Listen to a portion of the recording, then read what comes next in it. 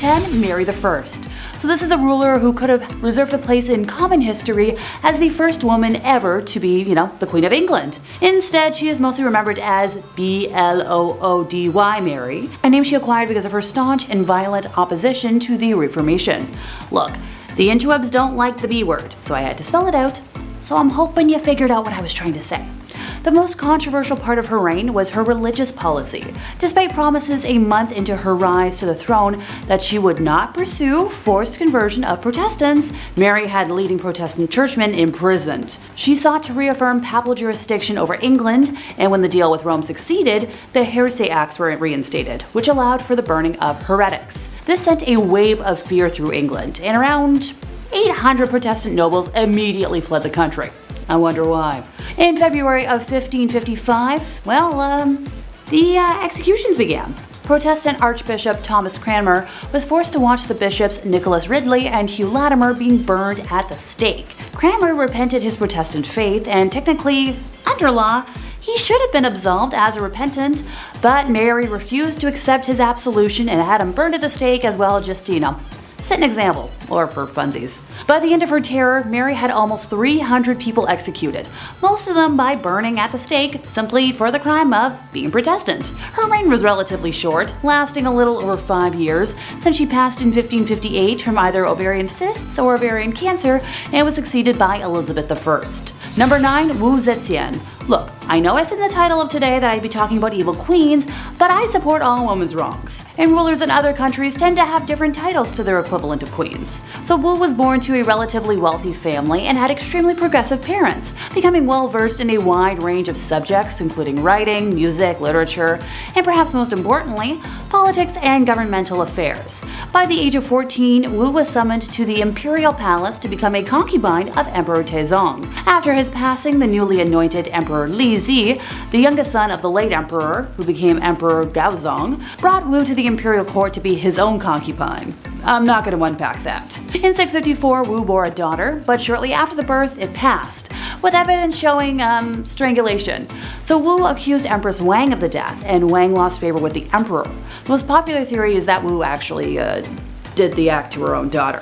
So thereafter, the emperor conferred with his chancellors and, despite opposition, demoted Wang, having her imprisoned, and promoted Wu to empress. Later on, the emperor considered having Wang released, but Wu had her executed upon hearing this, because, can't have any witnesses. Upon her accession to the throne, Wu began targeting officials who had opposed her rise to power, having them arrested and imprisoned, exiled, forced to take their own lives, or executed. In 664, she accused several officials of witchcraft and had them executed as well, and their families became slaves within the imperial palace. In another incident, she killed her niece with poison, accused 2 others of the death, and executed them. She eventually passed after repeated bouts with illness, so nothing nefarious there. Number 8, Isabella of Castile. So when Isabella was born on the 22nd of April in 1451, there was little chance she would ever become monarch of Castile, as she was very far removed from the direct royal lineage. War, politics, and subterfuge intervened, however, and for many years, the Kingdom of Spain was in turmoil, suffering from civil wars and a lot of chaos. To quell one of the rebellions, the hand of Isabella was promised to the commoner, Pedro Duran Acuna Pacheco, but on his way to her, he suddenly fell ill and, passed. Now, this immensely fortuitous event for Isabella cemented her devotion to her faith, since she didn't exactly want to marry a commoner and prayed for divine intervention. Her marriage to Ferdinand, heir to the thrones of Castile and Aragon, cemented her future power. After the death of the King of Castile, the throne was given to Isabella. Her cruelty is recognized in the treatment of non-Christians, which led to the formation of the Spanish Inquisition, known for its extreme brutality and torture of mostly Jewish and Muslim folks. Isabella waged war on the Kingdom of Granada, the last Muslim kingdom in Spain, and the last piece to fall in the Spanish Reconquista. While some may see it as the liberation of Spain, for many others it was open genocide. By the time Granada was annexed, 100,000 Muslims were either dead or enslaved. Number 7, Assassination. Related to my last point, nothing is true, everything is permitted. The creed of the Assassins, and one of my favorite video game franchises, at least up until they did Pirates. After that, I was all kind of downhill after that. Well, despite the inaccuracies of the Assassin's Creed series has, like falling from great heights into bales of hay, the first known assassins just may have started in Rome and Egypt. More likely Egypt than spread to Rome, actually. Like a Sith, a lot of these early assassinations were for revenge, personal ambition, power lust, especially in the pursuit of success. Some were even part of larger plans. It's one thing to be violent, sure, but to organize the destruction of a dynasty through the means of your knife, well, it's amazing what a couple inches of steel can accomplish. Who goes there? Someone's knocking on the door? We're good. Okay, anyway, sorry. Number 6, treason. Law and order in Egypt were associated with something called mahat. I believe that's how you say it, which refers to truth and justice within society. Like I said before, great idea, great start, but more often than not, the ancient Egyptians had to fight off a lot of treason and corruption. More than they like to admit it.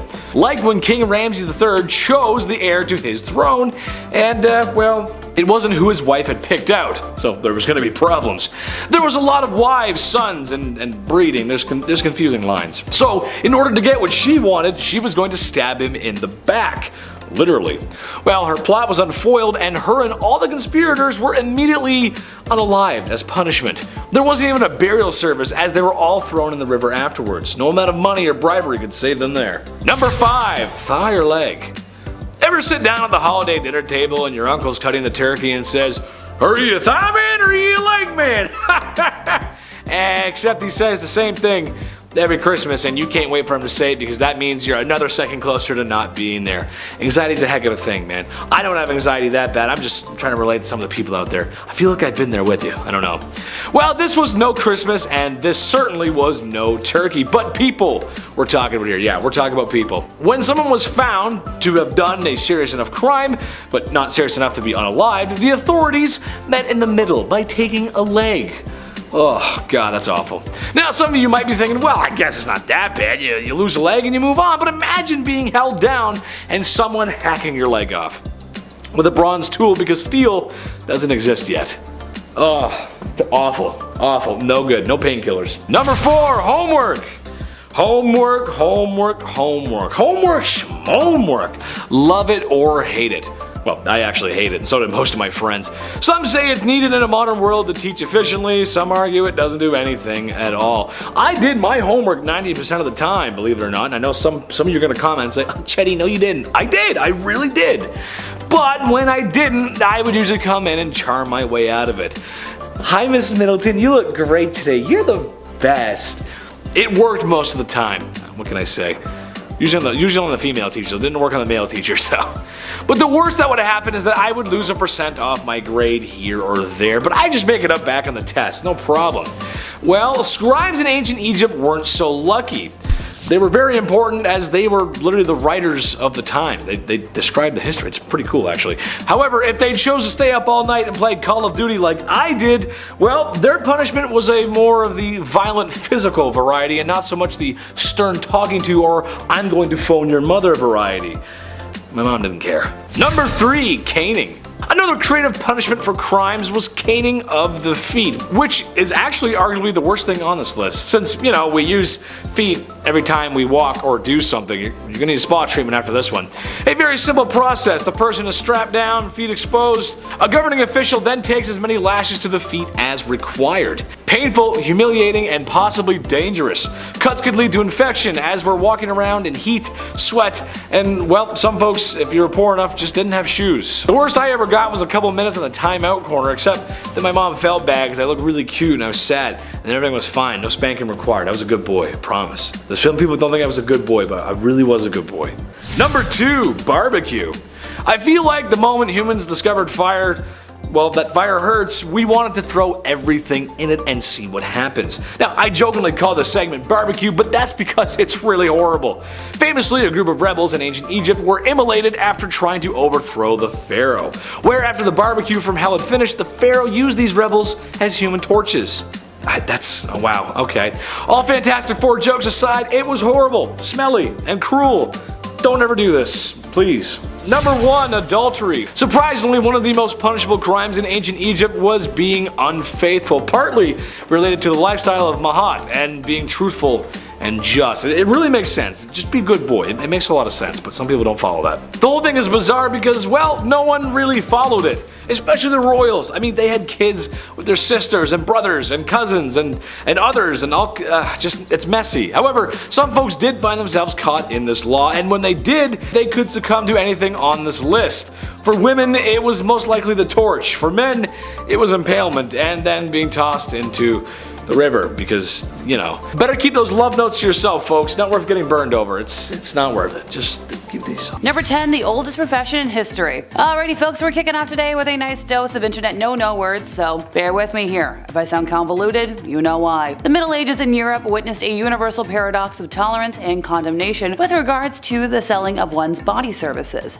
While technically a sin because it hinged on the act of fornication, this act was recognized by the church and others as necessary, or a lesser evil. It was accepted as fact that young men would seek out sexual relations regardless of their options, and thus this profession served to protect respectable townswomen from seduction or worse. In 1358, the Grand Council of Venice declared that this field was absolutely indispensable to the world. In general, declarations proclaiming the necessity of this line of work were not quite so enthusiastic. The church didn't hesitate to denounce it as morally wrong, but as St. Augustine explained, if you expel it from society, you will unsettle everything on account of lusts. So, you gotta have it. It just wasn't exactly ideal back then. Number 9, hunting witches. Witch hunters often had their suspects stripped and publicly examined for signs of an unsightly blemish that witches were said to receive upon making their pact with Satan. Now, this devil's mark could supposedly change shape and color, and was believed to be numb and insensitive to pain. And more often than not, women were both the witches and the witch hunters. And in these cases, it was easy for even the most minor physical imperfections to be labeled as the work of the devil himself. Moles, scars, birthmarks, sores, and tattoos could all qualify, so examiners rarely came up empty-handed. If found guilty, witches would be sent through a series of trials and punishments, starting with the scold's bridle. Also known as a witch's bridle, a gossip's bridle, a brank's bridle, or simply branks, this was an instrument of public humiliation. It was an iron muzzle in an iron framework that enclosed the head. Some exceptions were masks that depicted suffering, but not pleasant either way. Oh, you want me to elaborate?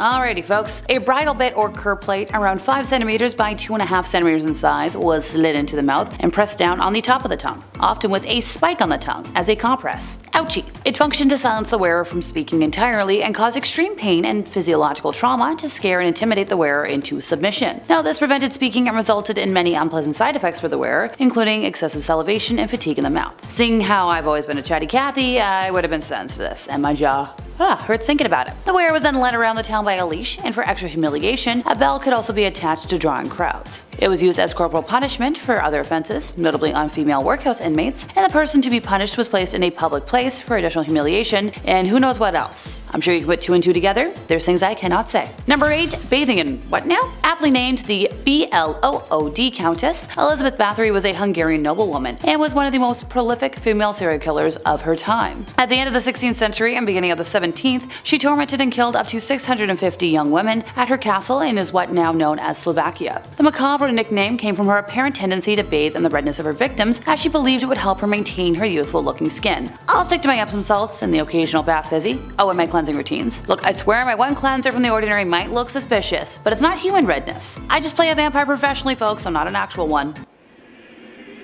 Or maybe.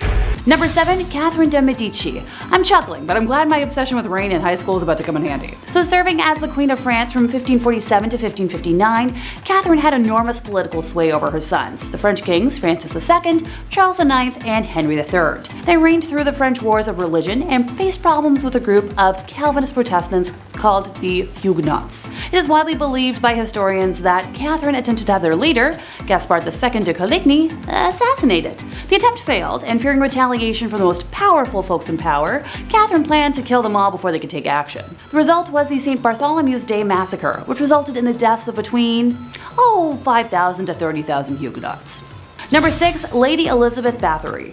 Born in 1560 on a family estate in Royal Hungary, Elizabeth was of noble lineage and privileged with education, wealth, and a lofty social rank. Her first taste of the morbidly bizarre was introduced to her during the early years of her life, when she suffered seizures which might have been epilepsy. Treatment at the time for such bouts included feeding the patient human redness and bits of skull from a non-sufferer. She bore witness to brutal punishments and executions carried out by her father's officers and was influenced by family members involved with Satanism and witchcraft. When she was barely in the double digits of age, Elizabeth was engaged to Count Ferenc Nadasdy, who she later married. Her husband spent much of his time away from home fighting the Ottomans, leaving Elizabeth to run the estate. Her sadism became more pronounced as time wore on, and upon the death of her husband in 1601, her vicious crimes escalated. Most of her victims were girls around the age of the time she got married, and were usually the daughters of lesser gentry who had been sent to court to learn etiquette. Her favorite punishment methods including using pins to stick under her victims' fingernails and covering her victims in honey and leaving them out to be eaten by ants and other insects. Other methods included whipping her victims with nettles and frequently burning body parts, especially genitalia. After burning her victims, she would dump them in icy water. Many of them were punished to the point of death, some of whom were buried in unmarked locations, and some sources even claim she engaged in people munching, making that her darkest secret. Elizabeth and a few of her servants were eventually arrested in 1610, and her accomplices were put on trial in 1611. With over 300 witness accounts and numerous testimonials, a guilty verdict was assured. A servant girl who claims to have seen evidence in Elizabeth's private books stated that her victims were around 650 folks. The accomplices were sentenced to death, and Elizabeth was confined to a bricked-up room with slits for air and delivery of food. She was found dead a couple years later.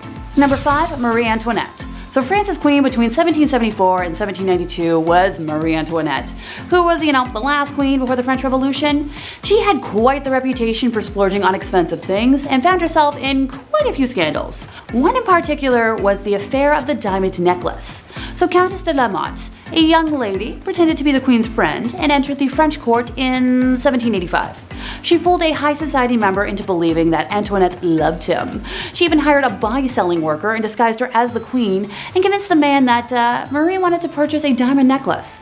The jewelry cost around 1,600,000 livres then, which is almost $12 million today. The money was never paid, and the queen had no clue about what had taken place.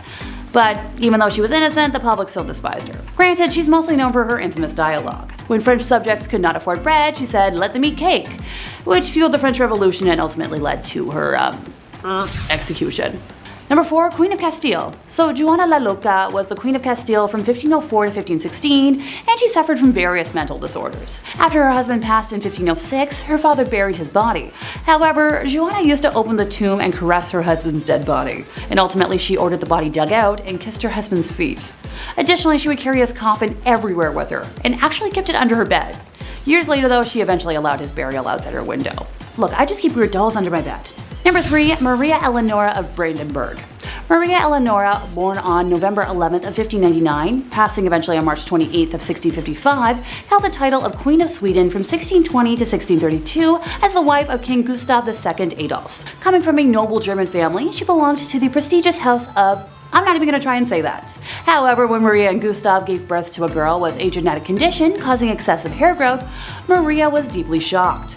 The unexpected appearance of her daughter, combined with societal beauty expectations, pushed Maria to her limits. She considered her daughter ugly and refused to care for what she perceived as a monstrous creature. When Gustav died when Christina was only, this many years old, Maria blamed her for his death. For over a year, Maria subjected Christina to very harsh punishment, confining her to blacked-out, darkened rooms to mourn her father in solitude for very extended periods, even placing her father's open casket in Christina's room and demanding she sleep next to it, which that's way too morbid, even by my standards. Maria's mental state deteriorated, eventually leading to Christina's removal from her custody. So, thank goodness for Christina. Number 2 is Sixty the Dragon Lady. So the story of her rise to power is a remarkable one. Born at a time when Chinese women were politically invisible, this lady managed to acquire enormous political influence by exploiting her position as a royal concubine, engaging in court intrigues and manipulating those around her. By the end of the 1860s, she had become the most powerful individual in China. Her will and her reach even exceeded 2 male emperors, who she frequently bypassed or overruled. Now, she was originally born Lan Kuo in 1835, the daughter of a minor Manchu official, and at age 15 she was selected as a potential concubine for the emperor and relocated to the Forbidden City. She was elevated to the status of concubine officially by age 18, eventually giving birth to the emperor's only son, Zetian, a feat that earned her another promotion in the palace hierarchy. The emperor died in 1861, and shortly after the disastrous Second Opium War, left the throne to his only son. So as the mother of the reigning emperor, Cixi was given the courtesy title Dowager Empress. So by this point, the Empress had become quite adept at manipulation, palace intrigues, and power games. Through forged evidence and false testimony, she engineered the arrest of the 8 ministers, 3 of whom were later executed. With the Regency Council gone, the Empress became the de facto regent for the duration of her son's reign, until his early death from smallpox in 1875. The Empress was instrumental in the succession, choosing her young nephew Zetian, who was crowned as emperor. So once again, this Dowager Empress acted as regent to the infant emperor, this time in a more formal capacity. 12 years into the young emperor's reign, our Empress moved to the Summer Palace in Beijing, and surrounded by a network of informants and advisors, doted on by loyalists and conservatives in the bureaucracy and military, she continued to exert enormous influence on appointments, policies, and matters of state. Stories of the Empress's extravagance are prevalent, since it has been claimed that she regularly increased her personal and food allowances, that she withdrew gold and silver from dwindling national reserves, and spirited millions of pounds offshore into bank accounts in London. Other tales of her exorbitant spending include her decision to spend 10 million silver taels, some set aside to rebuild the Chinese Navy, on the renovation of one of her palaces. Another rumor claims that 3,000 ebony boxes were needed to restore her jewelry collection. Number 1. Agrippina the Younger. So Julia Agrippina, also referred to as Agrippina the Younger, was a Roman empress from 49 to 54 AD, the 4th wife and niece of Emperor Claudius and the mother of Nero. After the death of her first husband, Agrippina tried to make shameless advances to the future emperor Galba, who showed no interest in her and was devoted to his wife. On one occasion, Galba's mother-in-law gave Agrippina a public reprimand and a slap in the face before a whole bevy of married women. She was one of the most prominent women in the Julio-Claudian dynasty, functioning as a behind-the-scenes advisor in the affairs of the Roman state via, the powerful political ties. She maneuvered her son Nero into the line of succession, and Claudius became aware of her plotting, but died in 54, and it was rumored that Agrippina poisoned him. She exerted a commanding influence in the early years of Nero's reign, but in 59 she was killed. Both ancient and modern sources describe Agrippina's personality as ruthless, ambitious, violent, and domineering. Number 10. Ted Kazinski. As a young man, Kazinski was a mathematic prodigy, and at Harvard University he underwent psychological experimentation designed to harm and humiliate subjects, which may have been part of the CIA's mind control program, aka MK Ultra, as he began to have a promising career at UC Berkeley, then suddenly resigned and retreated to the wilderness, determined to fight industrialization and the destruction of nature. Between 1978 and 1995, he mailed and delivered explosives to targets of tertiary institutions and aviation companies across the country, killing at least 3 people and injuring 23. The FBI dubbed him the University and Airline Bomber, leading to the nickname the Unabomber. A manhunt finally caught Kazinski in 1996, after which he was given 8 life sentences. Number 9. Henry Kissinger. Considering he was a very notable figure in American politics, his choices in regards to political American policies involving foreign affairs were extremely costly and disregarding of human life. When the Vietnam War exploded in 1955 and lasted till 1975, it had been noted that it was America's longest and most expensive war that had occurred in that era. At this time, there had been at least 4 noted US presidents, and Henry Kissinger acted as a Secretary of State for both Nixon and Ford. In regards to the conflicts between the North and the South Vietnam over the control of which mega empire would rule, this side more in Asia, whether the USSR in the North, Americans in the South, that backing that could have technically liberated the South Vietnamese was costly, as it was noted to be up to another potential $700 million. But Kissinger, despite him stating in reports he wished Congress approved his call to liberate the South Vietnamese, he happened to also make deals behind closed doors with their leaders, sacrificing them for the US POWs held hostage in the North. But also considering it was expensive and they needed oil, the Middle East were having conflicts after the Nakba that occurred in Palestine, how the colony Israel had taken over lands, and in order for the US to get oil, Kissinger had to write to Israel to release some of the land so that they colonized back to the Arab nations, so the US could get oil to continue their war in Vietnam. But the sympathy towards the South Vietnamese dwindled, not just economically but socially, when people went into the streets yelling for the government to stop funding this war, killing civilians, not just the American young men forced into the war and developing PTSD later, but the hundreds of thousands of innocent Vietnamese that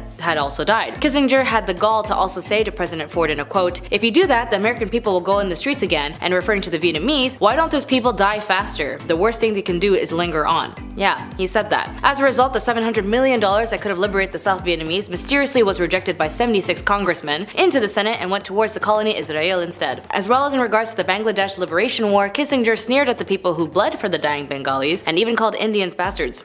Nice guy.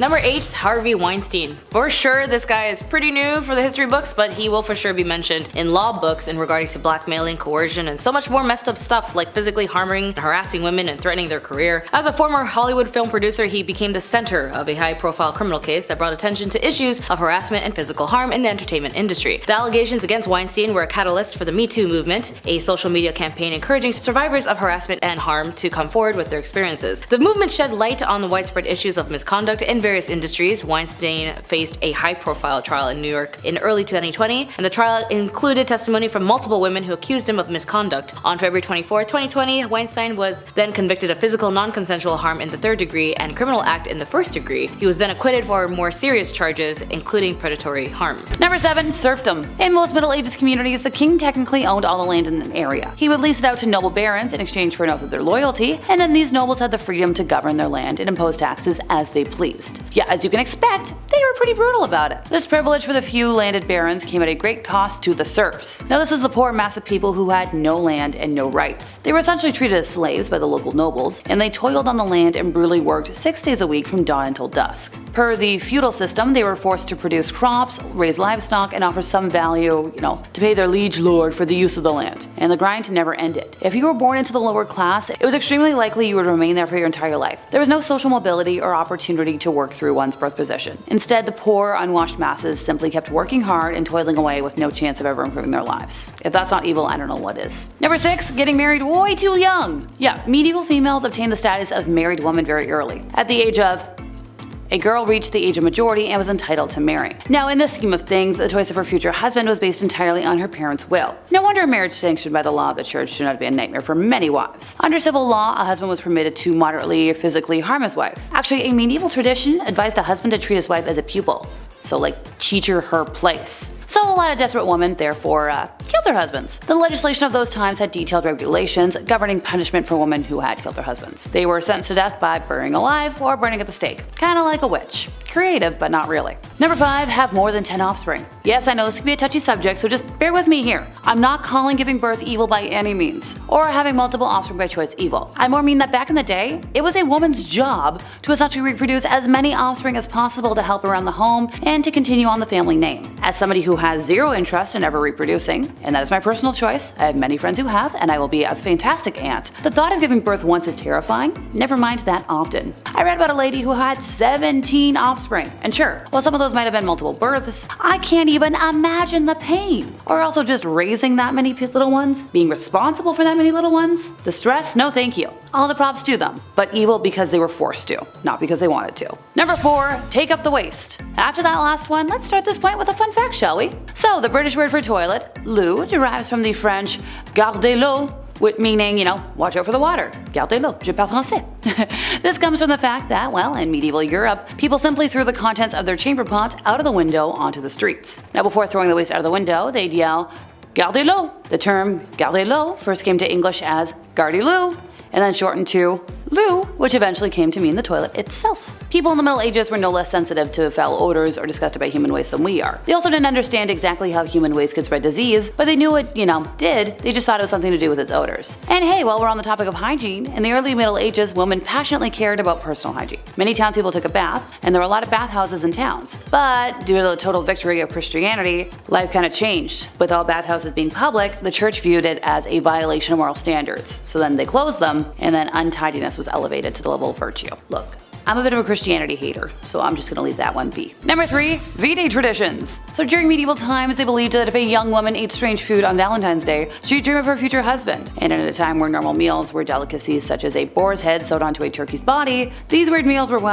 extra weird. The roasted hedgehog was just one of the bizarre foods that these young women would enjoy in hopes of seeing visions of their future Valentines. Yeah, okay, because that's gonna make me gag, how about we do a little palate cleanser before we move on to the next bad thing? So other sayings that were popular at the time was if you saw a bluebird, you would marry a happy man. If you see a goldfinch, you're gonna marry a millionaire. And if you see a sparrow, you're marrying a poor man. If you find a glove on the road on Valentine's Day, your future beloved will have the other missing glove. Now by the 18th century, gift giving and exchanging handmade cards had become common practice. In England, handmade cards incorporating lace and ribbon became popular, and eventually this form of gift spread to the American colonies. and into our traditions today. Also, it was found to be terrible luck to sign your name on a Valentine's Day card, and the superstition must have been very confusing for some folks, but convenient for others. As well as cards and flowers, the next gift to become popular was the giving of chocolates, and this can be traced back to Richard Cadbury, of yes, the famous chocolate-making family, who invented the first Valentine's Day candy box. Now, as those grew in popularity, chocolates started to be given in decorated boxes filled with, romantic imagery. I remember my first boyfriend got me a box back.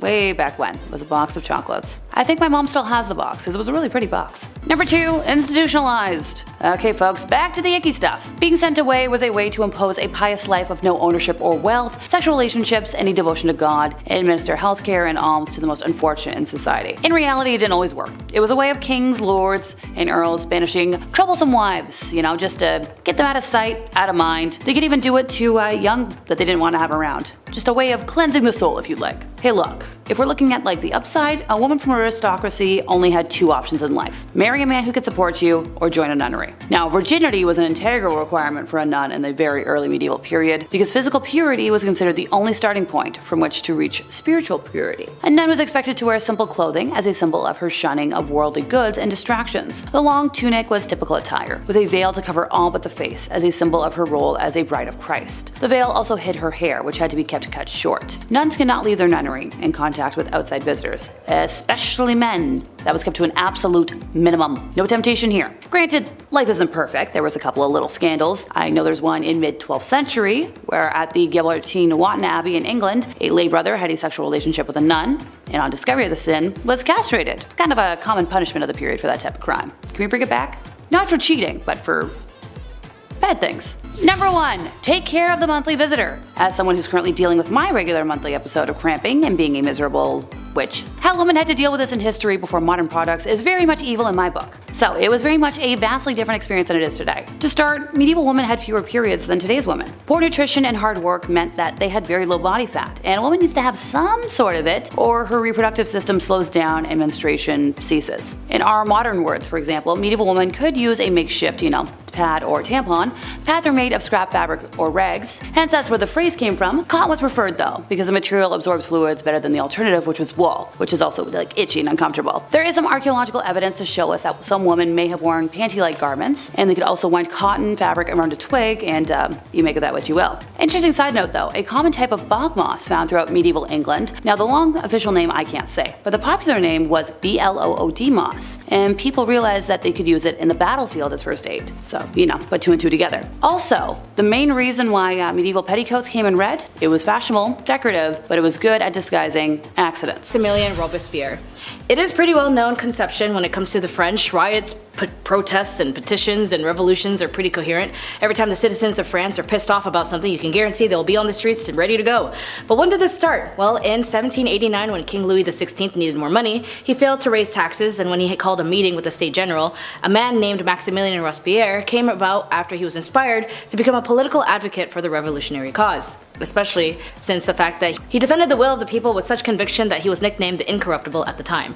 But as always, when it comes to political leaders, that title can only last for so long. Because the idea and title of being such a sudden spokesperson for the people entered his head, he concluded that those who opposed him also meant opposing the people, which again wasn't true. Just because you're a spokesperson for the people doesn't mean you represent all the people. As political leaders and representatives, your role is to listen to the people even if individually they criticize you. You still need to take into consideration for effective leadership. And although we can get into the deeper details, eventually after hundreds and thousands of people died, and successes of committees and policies, the Republic was still in danger as Maximilian commented on criminals disguising themselves as patriots.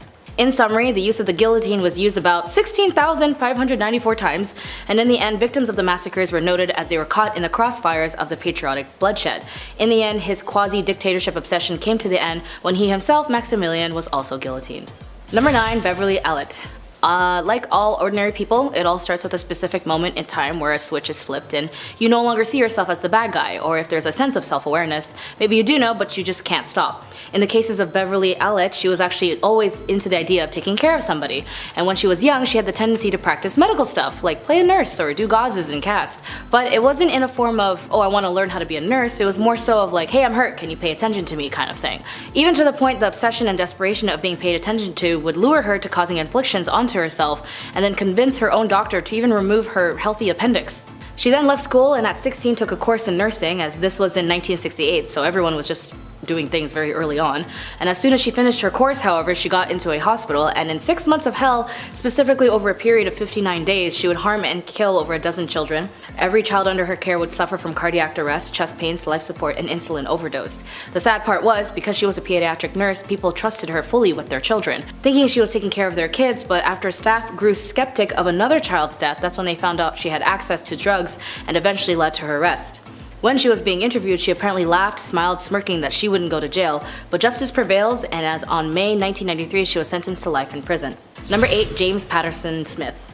When it comes to toxic relationships, this is an important note that there are sources out there when you don't know if you are in one, and as well as another note, if you feel like the person has to hurt you to love you, I'm going to tell you right now that is not what that is. Find people who care about you, and if it got physical, just call authorities. In the case of Kelly Ann Bates, she was unfortunately groomed by James Patterson Smith when she was just 14 years old. She was babysitting for friends, and Smith had an odd impact on Kelly, but what's more odd was that he was 45 years old. A 45-year-old man was hitting on a 14-year-old. And when Kelly tried to introduce him to her mom, she was livid, and she said, "Kelly, this man is bad and not a good man," and hair would actually rise at the back of her mom's neck. She was right. After 4 weeks straight, Kelly would be tormented, harmed, attacked, and be left with injuries so extensive that when they found her drowned body in the bathtub, authorities knew it was something they just haven't seen before, especially how her eyes were gouged out. Prosecutors noted that the trial had, in quote, "It was like Smith was trying to deliberately disfigure her, causing her the utmost pain, distress, and degradation. The injuries were not the result of sudden eruption of violence, but a torment that caused over time." They eventually noted that Smith was delusional and had a distorted reality with paranoia and morbid jealousy.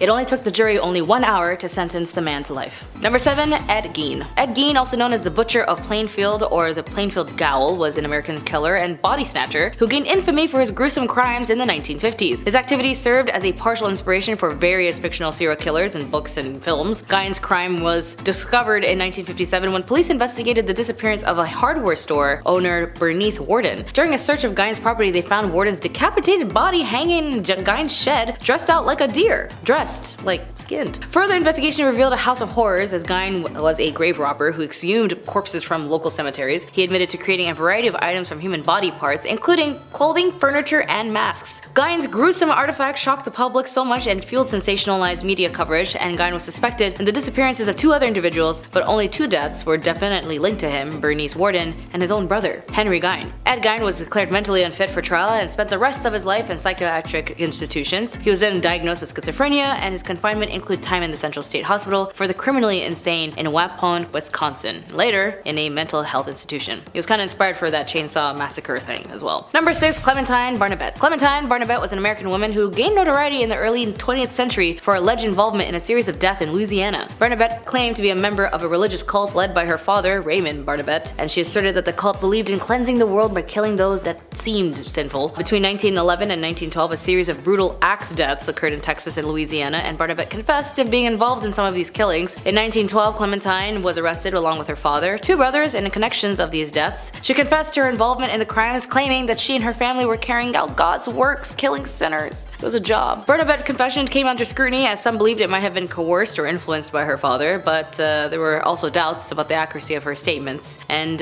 regarding the number of victims and her role in the killings, Clementine Barnabet then went to trial for her alleged involvement in the crime. In 1913, she was found guilty and sentenced to prison, and her father and brothers were also convicted, but more of a lengthy sentence. Clementine Barnabet spent the rest of her life in prison and was never released, thankfully. And the circumstance surrounding the crime remains a controversial and still unsolved or unresolved. Number 5. Jeffrey Epstein. I know a lot of folks know this man as a greedy, nasty, rich jerk who lived in a vile organization, allowing other rich, nasty folk to take advantage of the young and vulnerable. But as the ringleader of a trafficking and harming of young women everywhere, apparently in 2008, Epstein pleaded guilty to state charges in Florida for soliciting and procuring a person under 18 for adult work, meaning under 18, young adolescents, like the age of 12 or 14. He then reached a plea deal that allowed him to avoid federal charges and served only 13 months in jail. This lenient deal, orchestrated by the then U.S. Attorney Alexander Acosta, later then became a subject of public scrutiny, which as it should, considering why is the U.S. so lenient on crimes on young people, like people that the law should protect. And then finally, 10 years later, after who knows how much more damage and crime he's committed, in July 2019, federal prosecutors in New York arrested Epstein on trafficking charges. They accused him of exploiting and abusing dozens of underage girls, and the arrest following the unsealing of a new indictment, but by then 2020, somehow he died in his cell. Some say he took his own life, and others, well, when it comes to controversy, that they didn't want him to talk. shock. After all, the nature of his relationships and the extent of his activities fueled public outrage. He wasn't alone in this. After all, he needed someone else to lure these young underage individuals, so Ghislaine Maxwell, you know her, was also charged and arrested. Investigations into Epstein's activities and the circumstances surrounding the 2008 plea deal continued. Legal actions against his estate and those connected to him remain ongoing, reflecting the broader effort to seek justice for their victims. Number 4. Joseph James DeAngelo. Joseph James DeAngelo, also known as the Golden State Killer, is an American serial killer and caused this YouTube, because I gotta be very discreet, physically violated people, if you know what I mean, who terrorized California in the 1970s and 1980s. DeAngelo's crime was initially attributed to several monk-killers, including East Area Harmer and original Night Stalker, unlike Richard Ramirez, another serial killer and vile man. His crime initially began in the Sacramento area before spreading out to other parts of the state. DeAngelo's modus operandi included breaking into homes, often targeting couples. I guess he was just jealous. He would tie up and harm the victims, committing non-consensual harm and then theft. In later crimes, he escalated to killings, earning him the nickname the Golden State Killer. The case remained unsolved for decades, but advancement in DNA technology played a crucial role in solving it. In 2018, investigators used a public genealogy website to identify distant relatives of the suspect and eventually led them to Joseph James DeAngelo. DeAngelo was arrested on April 24, 2018 at his home in Citrus Heights, California, and he was identified through DNA evidence and genealogical research. At the time of his arrest, DeAngelo was also, get this,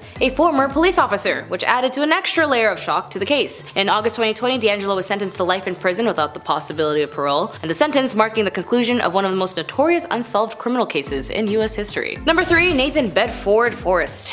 What a name. There's so many interesting names on this list. Nathan Bedford Forrest was a prominent Confederate general during the American Civil War. Unsurprisingly, given his culpability in the Fort Pillow Massacre in April 1864 and the formation of the Triple Ks, Forrest and his image may have come under attack by many sectors, especially from African Americans. The Triple Ks embarked upon a campaign of intimidation and violence against Southern blacks and Republicans until Forrest ordered the organization disbanded in 1869. Nevertheless, the local chapters of the Triple Ks continued to be active, and Forrest was ordered to appear before a congressional hearing in 1871. And his sometimes contradictory testimony, he denied he ever had membership in this organization. Yeah, he's the one who had the receipt. A combination of age, exhaustion, and conversation to Christianity may have caused the Forrest's fiery temper and racial attitudes to his moderate and later years. Number 2. Samuel Little. Apparently noted the most discreet but also most vile crime-committing killers, the reason why he was able to get away with over killing 93 women was because of the time or the height of these deaths. Majority, if not all of these women, were women of color who worked as adult workers.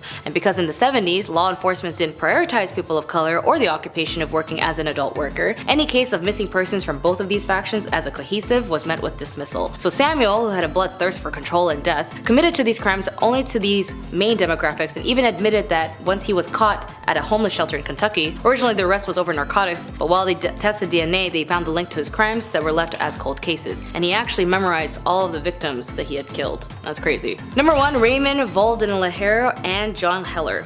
These men are hella messed up, and I'm not surprised, but it's also known that, yeah, that's pretty much why these guys are on this list. Specifically Raymond, he was a doctor who ran a research study to learn about the effects of syphilis on 400 African American men, also supposedly 600 African men, around that range. The study began in 1932, and in the 1940s the cure of syphilis was discovered in penicillin. As a result, during the experimentation, the doctors didn't tell the patients they had syphilis and didn't even give them a cure. Even some of the subjects who have heard about penicillin, so the doctors gave them sugar pills and said that they were cured when they weren't. They even prevented 50s era public health campaigns to cure syphilis from operating in their area, and they told patients that the painful spinal taps and other procedures were free treatments. They did not allow patients to see any other doctors just in case those other doctors would cure them and mess up their so-called research. Many of the patients were drafted for World War II, and the military wanted to cure their syphilis and recruit them, which the researchers fought as best as they were able to, and the study finally ended in 1972. By that time, 128 of the men have died from syphilis, and the rest have been treated by military while they were drafted. Many of the children were born with syphilis-related birth defects, and more than that,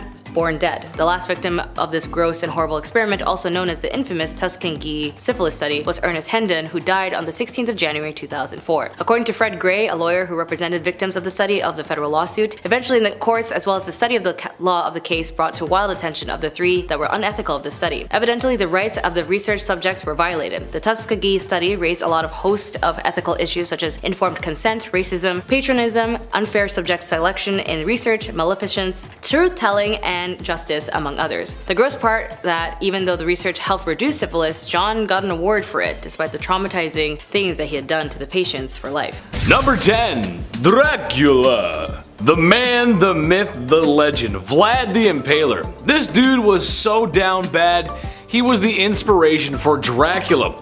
There's really only one reason why he was so evil, and honestly, it's in his name. Vlad the Impaler liked to impale people, oftentimes alive. As if this was the worst thing thought up by a human being ever, he would leave the pikes on display, creating a horror only the eyes of medieval Europe could see. There's gonna be a lot of bad dudes on this list, some really saucy villains, unsavory characters who will make your skin crawl, but only Vlad has been bad enough to get a monster inspired by him, essentially turning his actions into somewhat of a spooky mythology.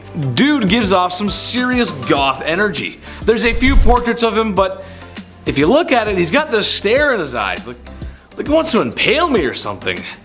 Vlad be nimble, Vlad be quick, just wait till you see his sharpened sticks. Number 9, the guy everyone knows. Look, YouTube won't let me say his name, but do we really have to? I mean, it's Mustache Man. Infamous for his bad art and lame book, he was the fascist leader of Germany. The very same leader who forced the world into World War II. Remember that one? Yeah, he's the very same monster who organized the destruction of Jewish peoples in Europe, and if he had his way, probably the whole world. I wouldn't be surprised if you showed a picture of him to anyone on Earth, any country, rich or poor, and they will most likely know who that was. That's the kind of evil that will get you talked about in classes all over the world, and likely for a long time. Eventually, he got what was coming to him, and the world had peace and prosperity, and there was never ever another bad stinky war ever again. Why is he not number 1, you might be asking? Well, that's just because his numbers don't compare to others, which is a very troubling statistic. I'll get to that later. Number 8, busy man. Most people on this list are not going to need any introduction. Genghis Khan is no exception to that. The Mongol warrior king saw his nomadic empire stretch thousands of miles, being one of history's largest empires. If you've been paying attention in history class, and you should have been, don't skip class or Big Ched will put you in the naughty corner. Bad. Yes, that's right, I just referred to myself in the third person. Speaking of third person, that's how many people Genghis unalived in his bloody conquests. Oh, did I say 3? I actually meant a lot. Did I say a lot? I actually meant a disturbing amount. Some people like to point out that he was accepting of other people's cultures and beliefs. Yes, that is true, but that's after he burned down the village right before he got to yours, and you got forcibly assimilated into his numbers. As you can also imagine, a bloodthirsty barbarian like him did not treat women with much respect. It's Genghis Khan, man. That's just how it do be.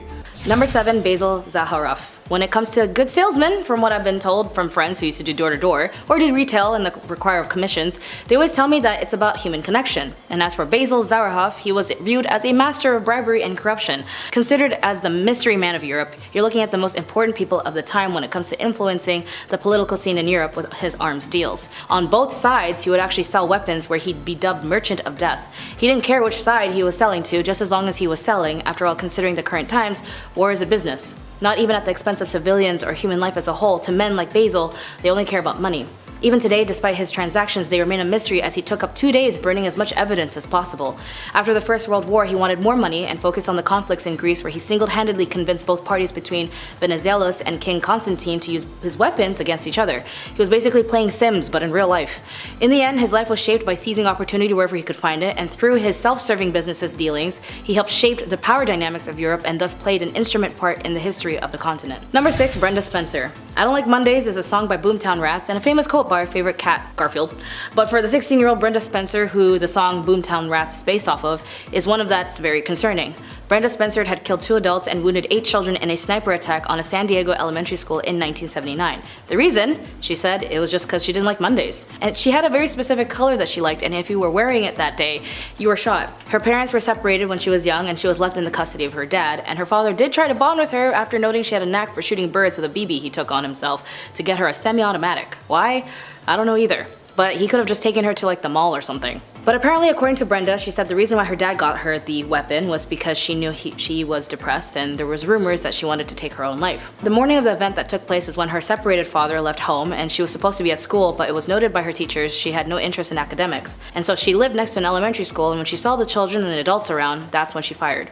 Eventually, further casualties were reduced when the police moved a van that obscured her vicinity, and she was eventually apprehended. After a deep psych eval, she was pleaded guilty and was sentenced to 25 years to life. Number 5. Candace Elizabeth Newmaker. When you grew up in an unstable home, there are cases, if not most cases, especially if the child is unable to have any rehabilitation of security or sense of safety. The child, psychologically speaking, is, for the lack of a better word, traumatized. After Candace Elizabeth Newmaker's parents were caught for their negligence of Candace and her siblings, Child Protective Services took her away. As a result, she was later adopted by a single woman and a pediatric nurse named Jean Elizabeth Newmaker. But after months of adoption, Candace was reacting pretty not good, and she was very aggressive, according to Jean.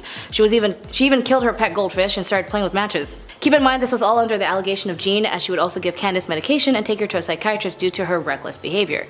In the year 2000, Jean took Candace to a pseudoscientist by the name of Cornell Watkins, who didn't have a license, to do a 2-week intensive attachment therapy program that cost $7,000. She found this so-called psychiatrist from another licensed psychologist named William Goebel. After 2 weeks, Candace died from the so-called rebirthing session, and the goal of this so-called rebirthing required an individual, in this case the child, to mimic a simulate womb covered by flannel sheets and pillows. Candace was held down by 4 adults where she was begging and pleading that she couldn't breathe. She yelled 11 times that she was dying, to which the people involved, named Julie Ponder, said go ahead and die right now, for real. After 20 minutes, Candace threw up, excreted inside the sheet, and despite, they still restrained her. 40 minutes after, they asked her if she wanted to be reborn, and she responded no. They yelled at her that she was a quitter, and at the end of the session she realized that she was motionless, her fingertips were blue, and Jean, who was watching the session from another room, took notice and tried to do CPR. They called 911, and when they were able to get a pulse, but eventually Candace died from being brain dead from asphyxia. Considering this was all videotaped, these so-called therapists were sentenced to prison sentences, convicted of reckless child harm. And after that, the US House of Rep passed Candace law in Colorado and North Carolina, preventing reenactments of the so-called birth experience. Number 4. Delphine LaLaurie. Delphine LaLaurie was also known as Madame LaLaurie, who was a New Orleans socialite of French Creole descent who lived in the 19th century. She is infamous for her association for one of the most notorious instances of cruel and harm in American history. So reports suggest that slaves who were owned by Delphi were found in a state of extreme physical harm and torment, as reportedly chained to walls. Others were confined in small cages, and others shown signs of severe mutilation. The exact details and extent of the atrocities vary in historical accounts, with some describing brutal experiments and inhumane treatment. As the news of the discovery spread, a mob of outraged citizens attacked the mansion. However, Delphi and her family managed to escape before facing any legal consequence, of course. After leaving New Orleans, Delphi's exact fate is unclear, as there are different accounts of where she went and what happened to her. The LaLaurie Mansion has also been noted as a haunted house, as ghost stories and legends, as it's also considered to be one of the most haunted places in New Orleans. Number 3. HJSY. If you were in Japan in the 70s, you might know this horrific and tragic story of Junko Furuta. A once motivated, popular, and beautiful high school student was headed home to watch the final episode of her favorite television show, Tombo, when suddenly 4 deviant, horrible high school boys by the name of Hiroshi Miyano, Joe Ogura, Shinji Minato, and Yasushi Watanabe abducted her and took Junko to Minato's home. There, they were extremely violent, as they violated her and allowed other men to violate her as well. From the day of her kidnapping on November 25th to the day that she died on January 4th, under excruciating physical and psychological pain, she was tormented, beaten, lacerated, and even burned. Her appearance drastically deteriorated to the point where she even gave off a rotting smell. After beating and dropping an iron exercise ball in her stomach several times, burning her with hot candles and on her eyelids, forcing her to drink her own urine, Furuta succumbed to her injuries and she died. Less than 24 hours after realizing she had died, they wrapped her body in blankets, shoved her in a body and traveling bag, then placed her body in a 55 US gallon drum and filled it with wet concrete. They then dumped her body in a cement trunk in Tokyo, and after they were caught and convicted for another of kidnapping and physical harm to another woman, the boys accidentally confessed to the crime of Junko and told police where to find her body. She was finally found, and her parents and her classmates and her coworkers found peace, knowing she can finally be buried. But these horrible, crappy kids were only able to get less than a 10-year sentence, and even the mother of one of these horrible delinquents, Ogura, vandalized Furuta's grave, saying that the dead girl ruined her son's life. Which, to be honest, after these guys were released, they ended up doing more crime anyway and got arrested for that. Either way, the tragic crime of Junko Furuta had echoed as one of the most horrible crimes committed in Japan. Number 2. Gamal Pasha, also known as executioner of the Armenian genocide alongside other members of the CUP. During his tenure, Gamal Pasha implemented policies that would lead to the mass deportation and killing of Armenians. He is implicated in the forced marches, massacres, and other brutal actions that resulted in the deaths of hundreds of thousands of Armenians. Pasha was also a key figure in the executions of genocidal policies set forth by the Ottoman government, and after World War I, Pasha fled the Ottoman Empire and sought refuge in Germany. In 1922, he was assassinated by an Armenian revolutionary named Teheran. Teheran was later tried and acquitted by German court, which recognized the massacre of the Armenians as a war crime. So that's good to know, the German court can recognize genocide as a war crime.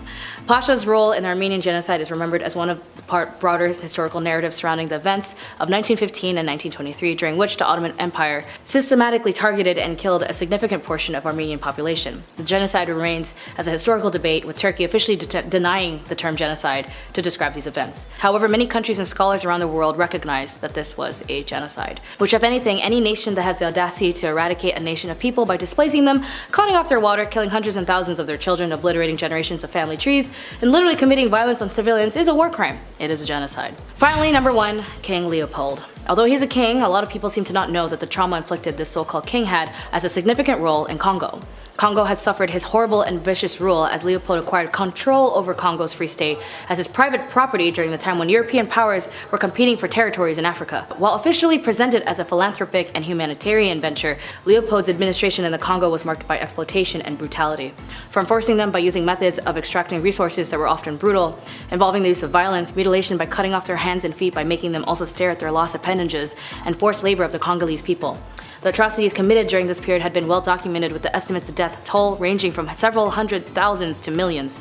The harsh exploitations, along with the disease introduced by outsiders, led to significant decline of the people of Congo.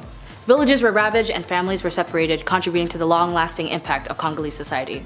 But was King Leopold ever accountable for his actions and his crime against the Congolese people? No, of course not. He was a European king, and like all colonizers, they always seem to get away with it. Even right now, Congo is going through a massive genocide as they are forced to mine for natural resources and minerals like cobalt for your cell phones. 70% of the world's cobalt for laptops, jet engines, rockets, cameras are all from the mines in Congo, and who's mining them? Children. In 1996, over 6 million have been killed, and half of them are children. As there are currently 6.9 million people have been displaced, these crimes in Congo since Leopold still remain, and the tech industry are deeply complicit in the injustices in Congo. Number 10. Giulia Tofana. In the 1600s, women who were left under the control of malignant husbands who would physically harm and control them was a rather common issue, and the general rule was that unless your spouse passed away, that was the only time a woman could be granted her freedom. The active contents inside the vial with the artwork of St. Nicholas were unknown, but mostly it was filled with arsenic, lead, and possibly belladonna. It was colorless, tasteless, and therefore easy to mix with many other substances like wine or water. It was called by the name Aqua Tofana, and it was named after the suspected Giulia Tofana, as she was the main distributor and ringleader of this secret sauce. The actual creator might have actually been another woman who was caught later on. The poisoning of Aqua Tofana would go unnoticed, as its symptoms would mimic other illnesses that were prominent at the time. First dosage would mimic a cold, the third dosage digestive issues, and the fourth was death. It was so effective and helpful that when the poison was used in a slow active state, it would give the victims the assumption that they were dying and would write a will and repent. And if the provider of the poison changed their mind, the antidote was simply lemon juice and vinegar. Although the invention of this poison substance was eventually discontinued as so many had been caught with the subject, it lasted for the length that it did due to the assumption that it was a cosmetic, when really it was for women of this time a vial of liberation and freedom. Number 9. Vladimir Demov. A very famous Soviet scientist by the name of Vladimir Demov was known for his innovation, organ transplants, which had saved many lives in the medical world by extending life from near-death events. However, how he came to this is just as disturbing and concerning as it was revolutionary and innovative, and he would transplant a number of vital organs between dogs. But then he decided to experiment even further by sewing together a two-headed dog. He and his assistants would attempt to operate not just a few times, but over 24 times to create a functioning two-headed dog, and it was at the 24th time it was widely publicized. It was even featured on Life magazine, and unsurprisingly was considered a very dark, horrifying creation that had been beheld. He sewed together the head of a neck of a small dog named Shavka onto the neck of a large stray German shepherd named Brodyaga. The mad scientist created an unnatural creation at a disturbing cost. For the surgery itself, Demov amputated Shavka the lower body below the forelegs, keeping her heart and lungs connected until just before the transplant. Then he attached Shavka to the upper body of a corresponding incision of Brodyaga's neck. The operation lasted 3.5 2.5 hours. Although both could function and hear, Shavka ended up dying as she was not attached to Brody Yaga's stomach, so whatever she ate fell out. And tragically, the two animals died 4 days later due to the damage of a crucial vein. The previous pair of dogs lasted for a month before they too died in a fatal end, and Vladimir also had no intention to stop his animal cruelty experiments and would continue trying until his death. Number 8. MK Ultra. Project MK Ultra was an illegal human experimentation program designed and undertaken by the CIA and intended to develop procedures and identifying drugs that could be used during interrogations to weaken people and force confessions through brainwashing and psychological torture. MK Ultra used numerous methods to manipulate its subjects' mental state and brain functions, such as a covert administration of high doses of psychoactive drugs and other chemicals without the subject's consent, electric shocks, hypnosis, sensory deprivation, isolation, verbal and sexual and other forms of torment. MK Ultra was preceded by Project Artichoke, and it was organized through the CIA's office and coordinated with the US Army's biological warfare labs. The program engaged in illegal activities, including the use of US and Canadian citizens as unwitting test subjects. Investigative efforts were hampered by CIA Director Richard Helm's order that all MK Ultra files be destroyed in 1973. The Church Committee and Rockefeller Commission's investigations relied on the sworn testimony of direct participants and on the small number of documents that survived Helm's order. In 1977, a Freedom of Information Act requested uncovered a cache of 20,000 documents relating to MK Ultra, which led to Senate hearings, but some of the surviving information about MK Ultra was declassified in 2001. Number 7. So long, Bowser. Ivan the Terrible. Okay, sure, Vlad was called the Impaler, but you can kind of take that in a different way, right? Not in that way. All innuendos aside, with a name like Ivan the Terrible, it's kind of hard to work around that. Even as a child, Ivan was showing traits of an evil dictator, or supervillain really, as it's said that he would throw animals off of tall roofs in the same way that Mario throws Bowser off of platforms. Becoming the first Tsar of Russia and probably its worst, he's responsible for many horrors and crimes, but the most infamous being his responsibility for his own son's demise. After a heated argument regarding his unborn grandson, and in a binding fit of rage, Ivan claimed his son's life. Sure, dads get angry when sons don't help mow the lawns or help take out the trash, but that's going a little far. One minute you're having a fight with your dad, and the next minute you're being carried out by Ghanaian pallbearers. You know, the dancing guys, the memes, the casket, you know? Yeah, it's a joke. Number 6, the Mad Doctor. I love doctors. Shout out to the people working in the medical field right now. I appreciate you. I couldn't even imagine the horror that is medical school though. We all know my track record for reading, and hours upon hours of studying would just be bad for my health. I gotta squeeze more video game time in there, it's just how I work, man. However, one doctor I would not want to cross is Dr. Henry Howard Holmes. He is most likely the inspiration for a lot of horror movies. A serial unaliver, said to have been performing surgeries on animals at a young age, which, again, doing some freaky deaky stuff to animals as a kid is like the red flag of red flags. It's like the only red flag. If that wasn't enough, he used to steal cadavers from the university he was studying at and doing all kinds of not nice things to them, naughty bads. Having a clear obsession with medical practices and anatomy probably was helpful in disposing of his victims. And like something from Tales of the Crypt Keeper, that's exactly what he did. He constructed a large house, or building really, with trap doors, secret tunnels, and a lot of rooms. A basement where he could dispose of his victims. He would later then open this house of horrors up as a hotel where unknowing people would come to meet their doom. Yes, Tales of the Crypt Keeper. Come check in to the Hotel of Doom. Number 5. Bad Comrade. Stosif Jalin was the leader of the Soviet Union for probably too long. A man who worked his way up the political chain until General Secretary meant leader, which, if you look it up, it's kind of crazy. That itself is a crazy story. He's responsible for a great loss of life. It is estimated in the range of 40 million people. Ooh, yikes. Most spooky evil dudes usually go after an enemy, to someone they consider to not be part of them. He did do this, but a lot of his own people sadly met their ends from the Red Menace too. Organized and deliberate purges of people and famines to starve people. It's safe to say he is and was and always will be one of the worst humans to ever walk the face of the earth. To put it in perspective, Jalin's son was a soldier in World War II, and after being captured by German forces, the Germans thought they had one on the boss. Heck, this was a get out of jail free card, right? Well, when a prisoner trade was proposed by the Germans, Jolin laughed at only how an evil communist could, and denied the trade. His son would later perish in a POW camp shortly after. What a monster. You think you trade with me? Keep them, I don't want. Number 4. Fine white powder. Oh, to be in Miami in the mid-1980s. If I had one wish, it would be to spend a summer night in the neon-soaked beaches of Miami under strict laws enforced by a president who didn't know what was going on right underneath his nose. If you were around back then you probably got to experience something like that. Or at least in my fever dreams. I hope so. But as much as I'd like to be Tony Montana with all that sugar on his desk, I know it's bad for my health. Speaking of bad for your health, Pablo Escobar. I know, that's where I went with that. Probably the most ruthless criminal ever to live on planet Earth. Pablo was a poor man born in a poor country, but ended up being one of, if not the richest man on planet Earth. His lucrative distribution of adult sugar in the 80s made him very wealthy. It also made him very dangerous, as he was willing to do whatever to get his way. Extortion, bribing, bombing, just about anything you can think of. Oh yeah, he was one bad dude. He had so much money that he had to bury it all over Colombia. Every once in a while some of his buried treasure pops up, and as much as I want a quick million in US cash, I'll just put it back where it came from. Oh Dios mío, lo siento Pablo. Number 3. Al Capone.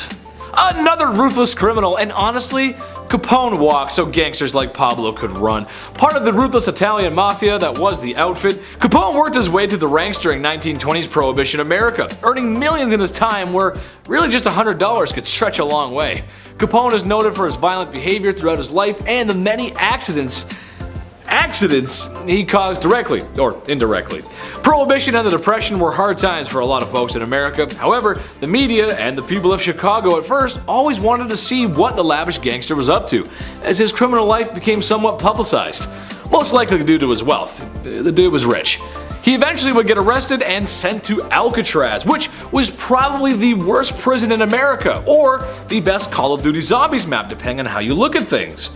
I look at things through a Call of Duty way, so Number 2, Gavrilo Princip. That might not be a name that you're familiar with, but it was the man who unalived Franz Ferdinand, which started World War I, which caused World War II, which caused the Cold War, which caused the collapse of Soviet Russia, and it's why you live in a post-war globalist world with markets developing rapidly in the cyber world. Except maybe the whole thing in Ukraine, watch out for that. Kinda crazy to think how all that could come from one wrong turn and a guy seizing an opportunity. But this also means he's kind of responsible, in a way, for all the bad stuff that happened in those times as well. So maybe don't seize the day, I'm not sure. Just don't be ruthless criminals, guys. Watch our videos instead.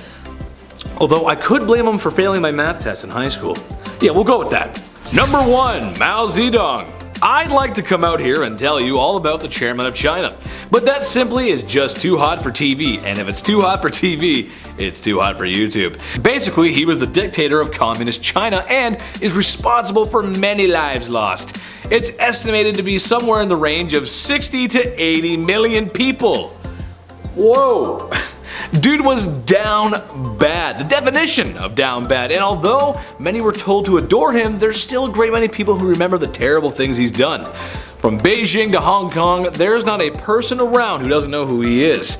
If being a no-good, rotten person was an Olympic sport, he would have gold medals coming out of his ears. Number 10, Stubbins Firth. Stubbins Firth was a University of Pennsylvania researcher fixated on one particular scientific scheme, and a very dangerous one at that. As a trainee doctor, he became obsessed with the idea that yellow fever was non-contagious, to the extent that he went to great extremes trying to prove it. Armed only with a trusty blade and his incessant desire to find the truth, Firth sliced opened his arms and smeared vomit from yellow fever patients into his wounds. When that made no difference, he poured the vomit into his eyes, drank some of it, fried the stuff, and breathed in the fumes. And in a final act of madness, he covered himself with blood, urine, and saliva from infected patients. Ultimately, Firth proved this theory so far, as he didn't get sick. However, we now know that this was as much down to him making samples from the late stage patients who were past the point of contagion. In other words, Firth swallowed infected vomit but didn't shred much new light on the disease. So he did all that for nothing. Number 9. Jose Delgado. University of Madrid graduate Jose Delgado may have received a prestigious professorship at Yale University, but his research was on dealing with mind control. While at Yale in the 50s-60s, Delgado inserted electrode implants into the brains of primates and used a remote control that gave off radio frequencies to make the animals perform complicated movements. Later, he placed the implants into the brain of a bull and got into the ring with the beast using his transmitter to stop charging before it reached him. Aside the animal cruelty, he even tried these experiments on 25 people and wired them up. Behaviorally, it only induced the people's anger and impacted more towards their aggression, but he kept striving for a way to achieve mind control and even once said, "We must electronically control the brain and someday armies and generals will be controlled by electric stimulation of the brain." I don't know, I guess it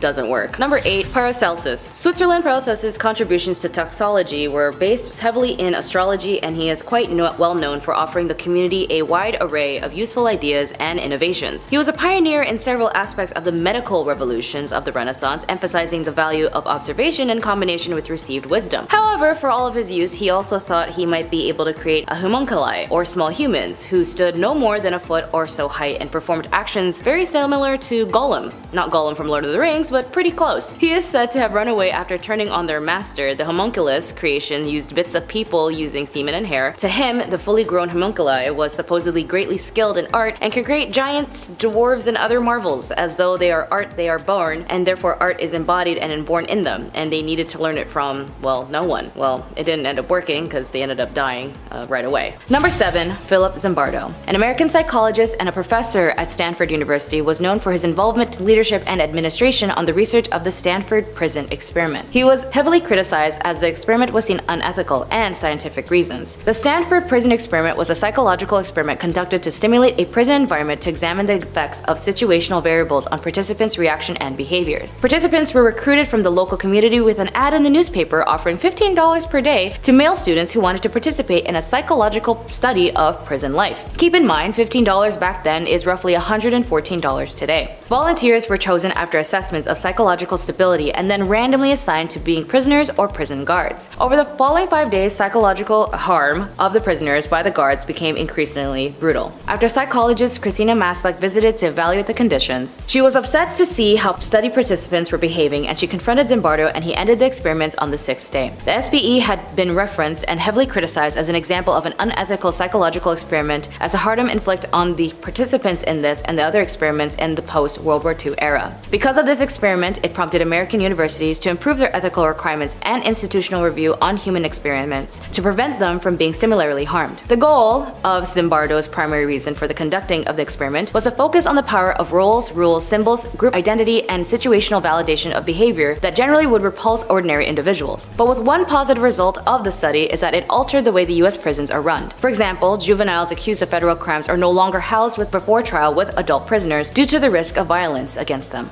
Number 6. Phalaris and Perilios of Athens. Throughout history, humans in general have created an enclave of many extraordinary things, and as civilizations go, for some reason in our distant past, they had an obsession of creating agonizing means and the inflictions of others. Perilios of Athens had created something that at first glance may seem like a work of art, but its uses had been a thing of torment: the brazen bull. The beautiful bronze statue cast in ancient Greece was invented between 570 and 554 BC. The statue was actually commissioned by the reign of Phalaris, an evil tyrant in Sicily. So many would think that he's actually the real inventor, or more or less had the idea. This tyrant was also known for eating new as his new cruel torment device, and the bull was cast hollow and was used as a fire would be built below, and its design was that it would be opened and a person would be forced inside. The fire would start underneath the person and it would burn as the smoke and steam would escape from the bull's nose. Incense was placed inside to counteract the smell of burnt flesh, and it is said that it was a series of tubes built inside the statue to design to distort the screams of the victim and make them sound like an animal. Phalaris was a piece of work, as he wanted to test the sound system of the bull, that he even pushed Perilios, the man who created the bull for him, into the belly and lit a fire under him. And then he later released him before he pushed him off a cliff. But by sheer karma, Phalaris died in a bull himself, as the city was taken over by Telemachus in 554 BC.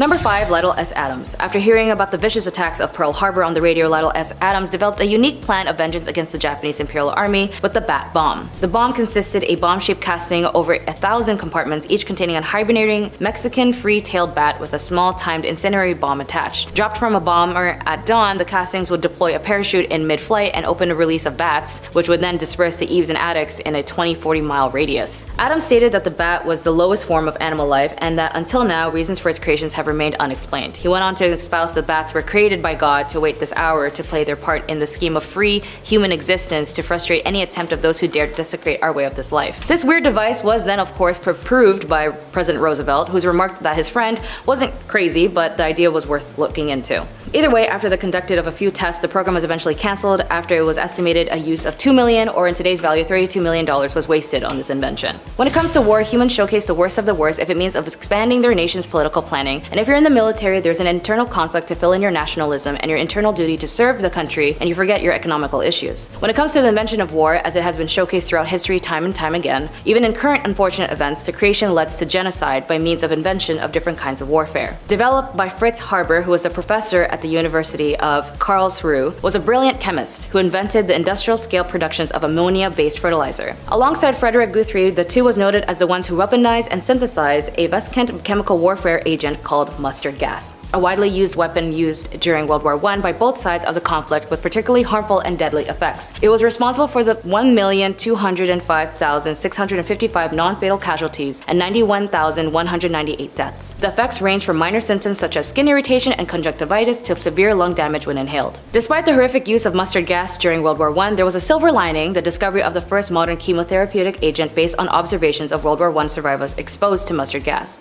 The studies eventually launched an era of cancer chemotherapy research. Number 3, Oliver Winchester. An American businessman and politician named Oliver Winchester was best known for his founding, manufacturing, the marketing of the Winchester Repeating Arms Company, aka the Winchester rifle. The first official Winchester rifle was a model in 1866. Repeating rifles was not widely used until after the war, when they became increasingly popular with the civilians. Military authorities concentrated primarily on perfecting breech-loading single-shot rifles for many more years. His ownership was then passed to his son, who died of TB, and his wife Sarah Winchester ended up moving to California with inheritance as she began to make the famed Winchester house a haunted mystery house due to her fear of spirits being murdered by the rifle. Number 2, Dow & Company. Originally developed to simply enhance the growth of soybeans, Agent Orange was weaponized and used extensively during the Vietnam War. During the war, Dow, Monsanto, and other companies were compelled by the US government to produce Agent Orange under the US Defense Production Act of 1950. Used in large quantities, it was a powerful herbicide used by the United States to deforest the jungles and destroy Viet Cong and North Vietnamese army crops. The United States military sprayed upon up to 20 million gallons of herbicides over Laos, Vietnam, and Cambodia from 1961 through 1971, covering over 4.5 million acres. Agent Orange was often proven afterwards to cause very serious health problems for both Vietnamese people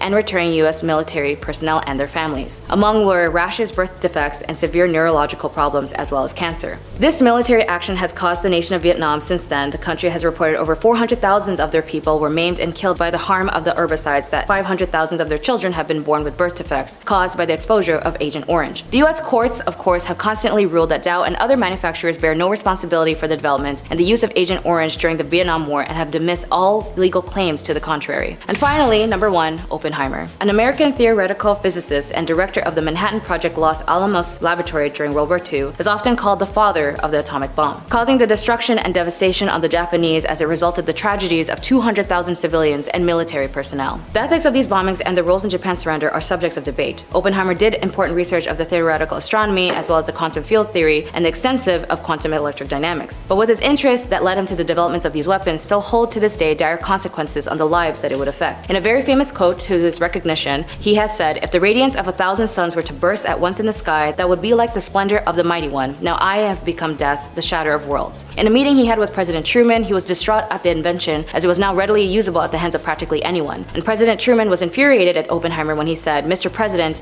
I feel I have blood on my hands," responding that he, Truman, bore sole responsibility for the decision on the atomic bomb against the Japanese, which later Truman said, "I don't want to see that son of a bee in this office ever again." The Treaty of the Non-Proliferation of Nuclear Weapons aimed to reduce the spread of nuclear weapons, but its effectiveness has been questioned. Modernization of weapons continue to this day. Bombs alike have been proved with its massive casualties and results to devastation, eradication, genocide of innocent people, and the tragedy of wars it inhibits in our modern times. Number 10, Pearl Hart. Pearl Hart was a notorious figure in the American Wild West, known for for involvement in a stagecoach robbery. Her life story is often intertwined with the tales of the Old West and the outlaws who sought adventure and fortune during that era. Pearl Hart, whose real name was Pearl Taylor, was born in Canada in 1871, but was later moved to the United States and became involved in various activities including acting and singing. In 1899, Pearl Hart and a companion, Joe Boot, decided to rob a stagecoach in Arizona. The stagecoach was en route from the Globe to Florence, carrying passengers and valuables. The stagecoach robbery did not go as planned, as Pearl Hart and Joe Boot were not experienced criminals, and their attempt was somewhat amateurish. They failed to obtain a significant amount of loot, and after the failed robbery, Pearl and Joe was captured by law enforcement. They were then later arrested and brought to trial, and Pearl Hart and Joe Boot were tried for their crimes. During the trial, Pearl presented herself as a victim of circumstances, arguing that she had committed the robbery due to personal circumstances. She was convicted and sentenced to only 5 years in prison. As for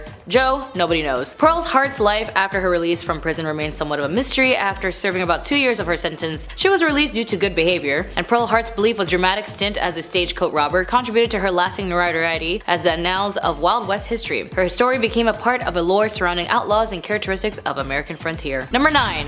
Laura Bullion was also known as the Rose of the Wild Bunch. She was a female outlaw associated with the Wild Bunch Gang, a notorious group of American outlaws led by Butch Cassidy and the Sundance Kid during the late 19th and early 20th century. Laura Bullion was born in Knickerbocker, Texas in 1876. Her family moved to the mining town of Moab, Utah, where she grew up. Laura became acquainted with the members of the Wild Bunch, including Butch Cassidy, the Sundance Kid, and then other notorious outlaws. She developed a romantic relationship with Kid Curry, a member of the gang, and Laura Bullion participated in various criminal activities with the Wild Bunch, including train and bank robberies. She was also known for her sharpshooting skills and her involvement in the gang's illegal enterprises. In 1901, Laura was arrested in St. Louis, Missouri for her involvement in a train robbery. She was sentenced to 5 years in prison but only served about 3, and after her release from prison, Laura Bullion tried to lead a more law-abiding life. She lived under an assumed name in Memphis, Tennessee, working as a housekeeper. Laura Bullion then passed away on December 2nd, 1961 in Memphis, Tennessee, at the age of 85, and her death was largely unnoticed by the public. Number 8. There is a limited historical information about Belle Sidions, who was also known as Madame Vestal. She was a figure associated with the American Old West during the late 19th century, particularly in the realms of entertainment and the infamous red light districts of frontier towns. Belle Sidions was reportedly an entertainer and an actress who performed in various theatrical productions and shows during the late 1800s. But later in her life, Belle Sidions adopted the alias Madame Vestals and became known for her role as Madame, managing establishments and red light districts. These areas were known for housing brothels and establishments that provided various forms of entertainment. During the late 19th century, the American West would experience rapid growth with numerous people seeking fortune and adventures in newly settled areas, as well as red light districts. The presence of the red light districts, saloons, and entertainment venues catered to the needs of this transient population that was very common. Like many individuals associated with the red light districts of the Old West, the details of Belle Sidions' life remain somewhat elusive and separating the fact that a legend can be challenging. Nevertheless, figures like Madame Vestals contribute to the colorful and diverse tapestry of the Old West societal history. Number 7. Peter Neubauer. Clinical psychologists led by Peter Neubauer ran a secret experiment in which they separated twins and triplets from each other and adopted them out as singlets. The experiment, said to have been partly funded by the National Institute of Mental Health, came into light when 3 identical triplet brothers accidentally found each other in 1980. They had no idea they had siblings, and David Kelman, one of the triplets, felt really angry towards the experiment, quoting, "We were robbed of 20 years together," said Kelman in the Orlando Sentinel article. His brother, Edward Gallen, sadly took his own life in 1995 at his home. The child psychiatrist who headed up the study, Peter Neubauer and Viola Bernard, showed no remorse according to news reports, going as far as saying they thought that they were doing something good for the kids, separating them so that they could develop their own individual personalities. As for what Neubauer learned from his evil experiment, that anyone's guess as a result of the controversial study are being stored in an archive at Yale University, and they say they can't actually reveal it until 2066. Number 6. The Burke and Hare. Body snatching was very common in the ages of the pre-19th century, as the only legal way to get bodies for dissection was those of executed criminals. Since it was difficult to get on the waiting list for these bodies, anatomists took buying bodies from the grave robbers or even doing it themselves, up until the students and the anatomists would carry out their own raids in graveyards, acquiring cadavers as and when they could. William Hare and his friends William Burke found ways of delivering fresh corpses to their boarding houses without actually having to steal a body, which is that they would smother more than a dozen lodgers at that boarding house, and then they would sell their bodies to the anatomist Robert Knox, and Knox didn't notice or care that the bodies that he received were recently fresh, as it was imperative to his job. Burke was later charged and died for his crimes, and the case spurred the British government to loosen the restrictions on dissection. The scandal led to the Anatomy Act of 1832, where they made a great number of cadavers legally available for education purposes. Typically, these bodies would be from those who died in an asylum and had no relatives or any ways to cover for funeral costs. Number 5. Sidney Gottlieb. Gottlieb was in charge of the CIA's MK Ultra project in the 1950s. This project's goal was to investigate techniques that would crush the human psyche to the point that it would admit to anything. I guess in some ways it's kind of like the truth serum but with psychology. More specifically, he too also wanted to find a way to do mind control like Delgado in number 9. He wanted to find ways with the CIA to induce the behaviors of enemies, but in these cases, Sidney went his way by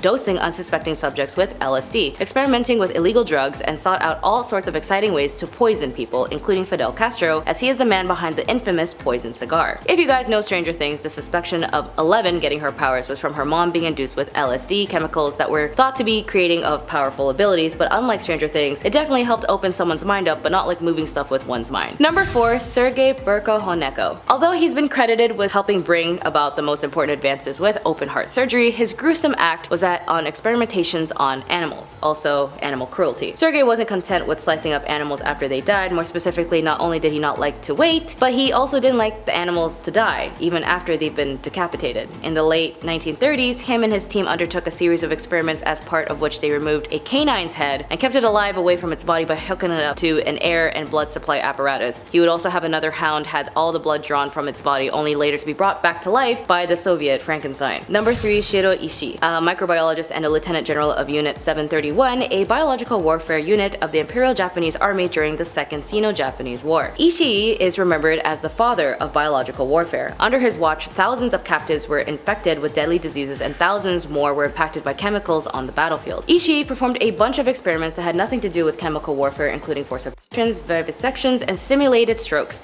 Humans were also used as a living test cases for grenades and flamethrowers, and prisoners were injected with inoculations of diseases disguised as vaccinations to study their effects. Because life is totally fair, Ishii was never charged with war crimes and he died peacefully at his home in Japan in the late 60s. Number 2, Joseph Mengele. Mengele gained notoriety chiefly for being one of the SS physicians who supervised the selections of arriving transports of prisoners, determining who was to be killed and who was to become a forced laborer, and for performing human experiments on camp inmates, amongst whom Mengele was known as the Angel of Death. Mengele was just a stone-cold killer as he performed experiments on 3,000 sets of twins and less than 30 survived his depraved antics. His experiments included, but sadly were not limited to, dyeing children's eyes to be a specific color since he has an obsession with monochromatic eyes, sewing twins together to make them conjoined, and giving them gangrene. In fact, many of his evil deeds weren't scientific at all. He was just masochistic. He was reportedly smiling every time he took part of his selection process of sending arrivals at camps on who were unfit for labor straight to the gas chambers. He died in 1976, and as he was never brought to justice for his crimes. Number 1, J. Marion Sims. Although he was known as the father of modern gynecology, Sims was gained much for his fame for doing experimental surgeries on slave women. Sims remained a controversial figure to this day because the condition he was treating the women, viscogenital fistula, caused terrible suffering. Women with fistulas, a tear between their private parts and their bladder, were incontinent and were often rejected by society. Sims performed the surgery without anesthesia, in part because anesthesia had only recently been discovered, and in part because Sims believed that operations were not painful enough to justify the trouble, which is what he said, but still regardless, the cruelty he bestowed on these women were not at all consented and manipulated the social institutions on slavery to perform human experiments, which by any standards is unacceptable. Number 10, Elizabeth Bathory.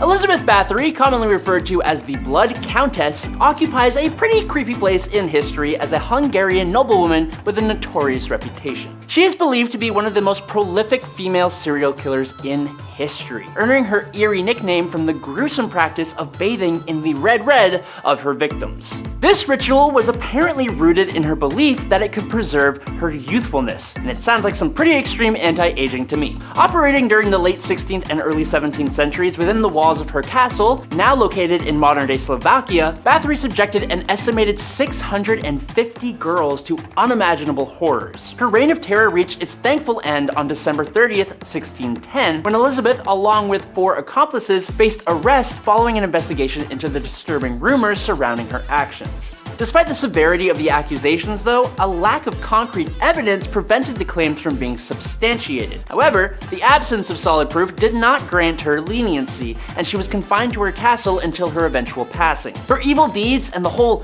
blood-soaked castle deal make her a heavyweight in the true crime scene. It's a legitimate horror story with more questions than answers. Would probably make a great horror film though. And in at number 9 today is Ma Barker. Ma Barker, a notorious figure in US criminal history, served as the leader of the feared Barker gang, which her sons were also a part of. Gaining the title of the FBI's public enemy #1, Barker orchestrated a series of robberies, murders, and kidnappings across the American Midwest in the early 1930s. Her life came to a pretty explosive end in 1935 during a prolonged standoff in her Florida hideout, setting a record as the longest standoff in FBI history. J. Edgar Hoover, the FBI's first director, once described her as the most vicious, dangerous, and resourceful criminal brain of the last decade. Hoover's description added to Ma Barker's mysterious reputation, solidifying her reputation as one of the most evil women of all time. Number 8. Belle Gunness. Belle Gunness holds the disturbing title of one of America's worst female serial killers. Even before considering her terrifying actions, she was already an imposing and physically intimidating woman, standing 6 feet tall and weighing over 200 pounds. It was alleged that she was responsible for the passing of her husbands, younglings, numerous suitors, boyfriends, and even her own daughters, Myrtle and Lucy. Belle's motive was pretty simple: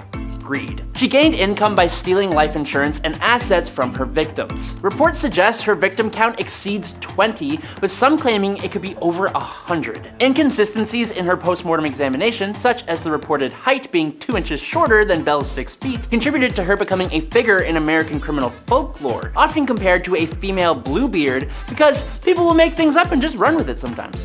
Number 7. Rose Dunn, also known as the Rose of the Cameron, was a legendary figure associated with the American Old West. Born in 1878, Rose Dunn gained notoriety for her romantic entanglements with outlaws and her involvement in the activities of the Wild Bunch Gang. Rose Dunn was also born in Indian Territory, which later became Oklahoma, in 1878. She came from a large family, and her brothers were also known for their involvement in outlaw activities. Rose Dunn then became romantically involved with George Bitter Creek Newcomb, a member of the Wild Bunch Gang led by Bill Doolin. The Wild Bunch was notorious for its involvement in train and bank robberies, as we know. In 1895, a shootout occurred in the Dunn family ranch involving lawmen seeking to capture Dunn brothers and their associates. During the confrontation, Rose's brother John Dunn was killed, and her older brother George Dunn was captured after the death of Bitter Creek Newcomb. Rose Dunn then lived more of a settled life, and she married Charles Albert Noble, a farmer, and they had a family. Rose and Charles lived in Cathridge, Missouri. Rose Dunn then passed away on February 5th, 1955 in Parachute, Colorado. Number 6. Sarah Jane Newman was born in Tennessee in 1817 and later moved to Texas. Also known as Sally Skull, was a figure associated with the Texas frontier during the mid-19th century. Her life story involves elements of violence, crime, and romance, contributing to her notoriety in the history of the American West. Sarah married George Washington Skull, a Texan and a participant in the Texan War of Independence. George Skull operated a ferry and owned a ranch in a location known as Skull Crossing in the San Antonio River. The crossing was an important point for travelers and cattle drives, as the Skull family became involved in violent feuds with the Taylor family over land and cattle. This feud escalated and resulted in several killings on both sides, with also casualties in 1867. During the height of the feud, Sally Skull was widowed after her husband George Skull was killed. Following his death, she sought out revenge and killed several members of the Taylor family. And after the killings, Sally Skull was captured and imprisoned. She was definitely tried for the deaths, but was charged or dropped due to insufficient evidence. And after her release, Sally Skull's life became less eventful as she lived in relatively obscurity and passed away in 1888. Number 5. Mary Catherine Haroni, also known as Big Nose Kate, was a historical figure associated with the American Old West, as she was a Hungarian-born adult worker and companion to the legendary lawman and gambler Doc Holliday. Kate eventually moved west and found herself in a rough and often lawless mining towns of the Old West, as she worked as the Lady of the Night, gained notoriety for her feisty and independent personality. Kate then became romantically involved with John Henry Doc Holliday, a dentist turned gambler and gunfighter. What a career change. They met in Fort Griffin, Texas in 1870s following Doc Holliday's death in 1887. Kate Haroni then lived in various places, including Arizona and Colorado. She then worked as a nurse and a hotel owner in the early 1900s, and Kate moved to Arizona and lived in poverty. She worked in various jobs, including serving as a cook, and then in the 1930s she applied and received a pension for being a widow of a veteran American Indian War. Doc Holliday had happened to serve as a scout. Big Nose Kate then passed away on November 2nd, 1940 in Arizona at the age of 90. She outlived many of the famous figures of the Old West. Number 4. Belle Starr. Born Myra Maybelle Shirley, Belle Starr was a notorious figure associated with the American Wild West during the 19th century. She became became known as the Bandit Queen and gained notoriety for her associations with various outlaws and her involvement in criminal activities. Belle married several times, with her famous marriage being the outlaw Cole Younger, a former member of the James Younger gang. After Younger, she then married Sam Starr, a Cherokee outlaw, which contributed to her connection with the Indian Territory, present-day Oklahoma. Belle Starr was also known to associate with herself with various outlaws, including Jesse James, the Younger brothers, and the infamous Dalton gang. Her connections to these outlaws and her involvements in horse theft and other illegal activities contributed to her reputation. Belle Starr and her husband Sam Starr lived in the Indian Territory, where they ran a horse ranch, and their ranch became a haven for outlaws seeking refuge from the law. Belle Starr was arrested several times for various offenses, including horse theft. However, she often managed to avoid lengthy imprisonments, and her criminal activities continued. Belle Starr's life came to a violent end when she was shot and killed on February 3rd in 1889 while riding home from a neighbor's house. The circumstances of her death remains somewhat of a mystery, and the identity of the killer was never actually established. Belle Starr's life exploits became part of the Wild West folklore, and over the years, she had been portrayed in many books, films, and television shows, contributing to her enduring legend. Number 3. Etta Place. Etta Place is one of the mysteries of the American Wild West, as her true identity and details of her life pretty much remains uncertain. She was associated with the famous outlaws Butch Cassidy and the Sundance Kid, as we also know them, and is often considered to have been romantically involved with the Sundance Kid. Despite her connections to these historical figures, she is very little known about Etta, as Etta's place, true identity, and background are unclear. Her real name and place of birth and details about her early life are not actually known at all, and some historical sources suggest that she may have been born in the United States, while others propose that she could have just been European or South American origin. Etta Place is also best known for her association with Butch Cassidy, aka Robert Leroy Parker, and the Sundance Kid, whose actual name is Harry Alonzo Longabo, and she traveled with them during their exploits in South America, where they sought refuge to escape law enforcement in the United States. In the early 20th century, Butch Cassidy, the Sundance Kids, and Etta traveled to South America, where they continued a life of crime, and they are believed to have engaged in bank and train robberies in countries like Argentina and Bolivia. The fate of Etta Place is uncertain, as some theories suggest that she may have perished alongside Butch Cassidy and the Sundance Kid in a shootout with the Bolivian authorities. However, there is actually no conclusive evidence to support this theory, as there may be other theories that Etta Place's true identity, with some speculating that she may have had used multiple names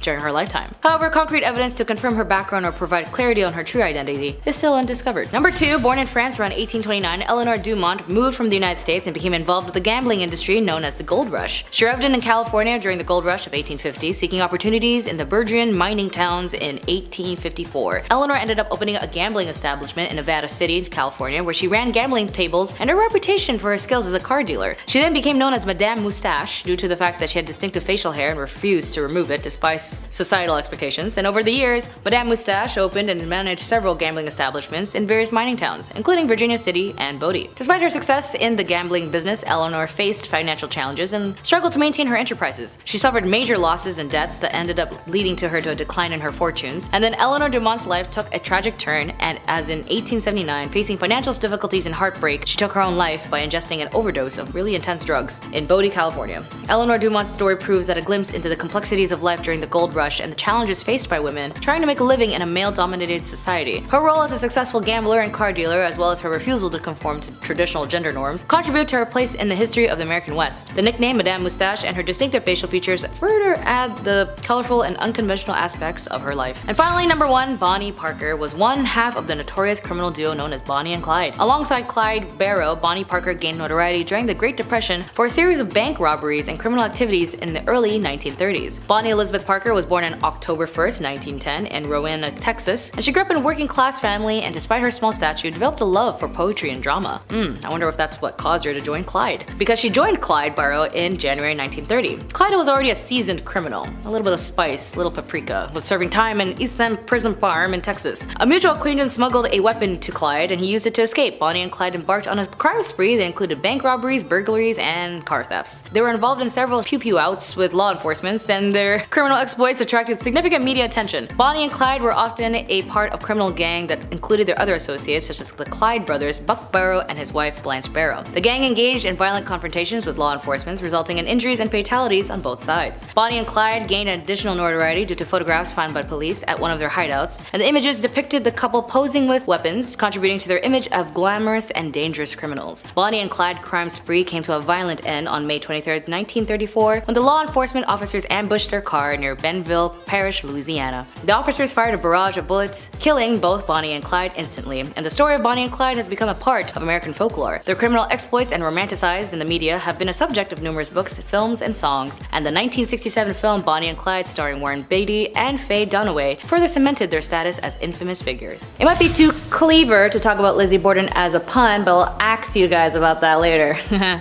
Sorry. Anyways, Lizzie Borden was an American woman who was tried and then later acquitted for the axe murderers of her father and stepmother in Massachusetts. Lizzie was very religious and would go to church and do church activities, teaching Sunday school, etc., etc. 3 years later, after her mother passed away, her father remarried to Abby Gray. Lizzie didn't like Abby that much because she suspected Abby's goal was her father's money, and as tensions grew, even more when Andrew would gift real estate to his new family's wife and their stepmother received a house. The night before the murder, their uncle visited their father to discuss property transfer, which placed more tension. After the crime was committed, the police turned their attention to Lizzie as she gave conflicting testimonies within the day. And after many strange occurrences, like her cleaning her dress and burning it up saying it was covered in paint, the town's suspicion of her drugging her father to sleep in order to whack him with an axe, overall the evidence was unclear and caused many controversial issues. However, the trial was later pushed away when another axe murderer similar to her father and her stepmom's case occurred 5 days prior. Still, the reputation of Lizzie and her sister's involvement was tarnished, and the suspecting evidence and accounts of that day remains unsolved. Number 9. Elsa Koch. Elsa Koch was a German war criminal who committed atrocities while her husband, Karl Otto Koch, was commanded at the Buchenwald in World War II. Because of the egregiousness of her alleged allegations, and her actions included that she had selected tattooed prisoners for death in order to fashionably create lampshades and other items from their skin. These are fake, by the way, they're not real. Her 1947 U.S. Military Commission Court trial at Dachau received worldwide media attention, as did the testimony of survivors who ascribed her sadistic and perverse acts of violence to Koch, giving rise to her image as her concentration camp murderesses. However, authoritative testimony from numerous witnesses at her post-war trials firmly established that she had made extensive use of slave labor at the camp, had assaulted inmates on several occasions, and had reported inmates to the camp SS for beatings. Beatings that resulted in death on at least one occasion. While imprisoned, she experienced delusions and had become convinced that the concentration camp survivors would abuse her in the cell. She then ended up taking her own life in jail while serving time. Number 8. Belle Gunness. With an estimated 48 deaths at her hand, Belle Gunness poisoned, bludgeoned, and decapitated her victims, all so that she could collect and line her pockets with savings and insurance policies. This lonely hearts killer was known as Lady Bluebeard, amongst other names, luring her victims with newspaper advertisements. Gunness then began meeting wealthy men through a lovelorn column. Her suitors were her next victims, each of whom brought cash to her farm and then disappeared forever, including John Moo, Henry Galthart, Olaf, Oli B, Andrew, just to name a few. One of the victims' brothers came suspicious, and Gunness's luck seems to be running out. Her farmhouse burnt to the ground, and the smoldering ruins workmen discovered 4 skeletons. 3 were identified as her foster young. However, the 4th, believed to be Gunness, was unexpectedly missing as its skull. After the fire, her victims were unearthed from their shallow graves around the farm. All told, the remains of more than 40 men and minors were exhumed. However, Belle managed to skip out of town before being officially convicted and was never tracked down. Her death has never been confirmed. Number 7. Griselda Blanco. Born in 1943, Griselda Blanco, known by her aliases of La Madrina or the Black Widow, emerged as a frightening figure in the criminal underworld. Hailing from Colombia, she etched her name in history as one of the most ruthless and feared queenpins ever known. Blanco's notoriety reached its peak as a key player in the notorious Medellin cartel, a criminal empire synonymous with violence and illicit trade. What sets Blanco apart is her unexpected role as a mentor to none other than Pablo Escobar. However, as fate would have it, their relationship eventually soured, paving the way for a rivalry that would echo through criminal history. Blanco's criminal empire revolved around the transportation of a certain illegal powdery substance from the fields of Colombia to the streets of the United States. This calculated operation, coupled with her alleged involvement in up to 200 people being ushered to the pearly gates, showcased Blanco's audacity and cunning in a male-dominated realm. Her ability to not only navigate but dominate such a perilous environment proved her prowess as a criminal mastermind. Following a stint behind bars, Blanco's life met a chilling end on September 3rd, 2012, when she was wiped out in a hail of lead, leaving a void in the criminal landscape she once ruled. I'm all for girl power, but let's just put that energy somewhere else, shall we? Cool. Number 6. Christiana Edmonds. Christiana Edmonds, also known as the Chocolate Cream Killer, was an English woman with a really disturbing hobby. She would purchase chocolates, lace them with strychnine, a powerful and toxic chemical, and then return them to the shop. Unexpecting customers who bought those chocolates would naturally fall ill. In 1871, a tragic incident occurred when a young person passed away after consuming one of the poisoned chocolates. Now, following this, Edmonds escalated her campaign by sending parcels of her dangerous chocolates to notable individuals. As the police began linking the fatal and damaging outcomes to the chocolates, Edmonds attempted to deflect suspicion by sending parcels to herself in order to mislead the police. How intelligent.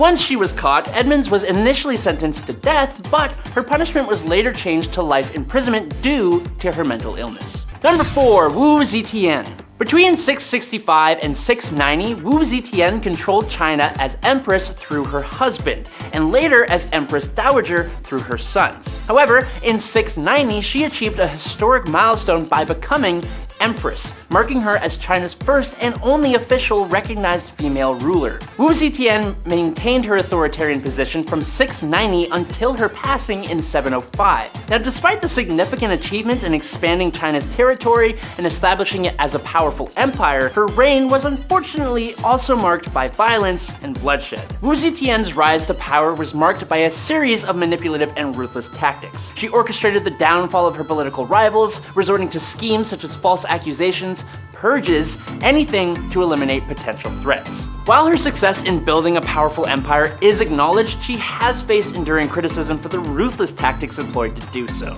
Number 3. Mary Ann Cotton. Mary Ann Cotton, who lived in the 1800s, left behind a criminal tale that's not all neatly documented. Back then, record keeping wasn't the greatest, so we're left with a bit of a puzzle when it comes to the exact details of her evil actions. But it's estimated that Cotton might have offed around 21 people. 3 of them were unlucky husbands, and a whopping 11 were her very own family. She had this not-so-friendly habit of using arsenic to bring their lives to an end, and then cashing in on their life insurance policies. The party came to a screeching halt, however, when she attempted this method on her stepson, Charles Edward Cotton, leading to her capture and the grand finale, a date with the executioner.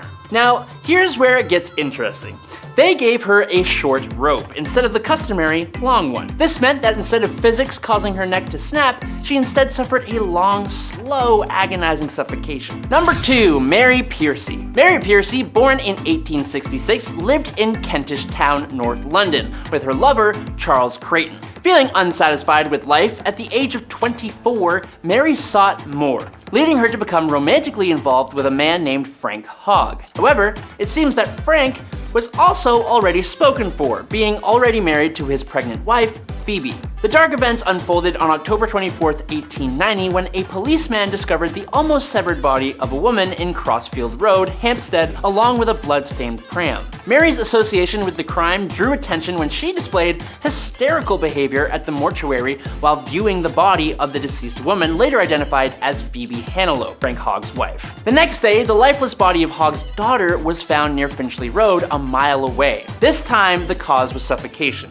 As the police became more and more aware of the affair between Frank and Mary, they searched Mary's house and found broken furniture and bloodstains. Mary, seemingly unfazed, played the piano and sang loudly during the search. The police ended up uncovering an axe, 2 knives, bloodstained clothing, and love letters between the illicit couple. Mary's attempts to explain the stains as a result of taking out mice was met with understandable skepticism. The police gathered evidence from neighbors who had witnessed Mary wheeling a pram away from the house on the evening of October 24th and heard screams from her residence. The disturbing truth emerged during the trial at the Old Bailey in December 1890.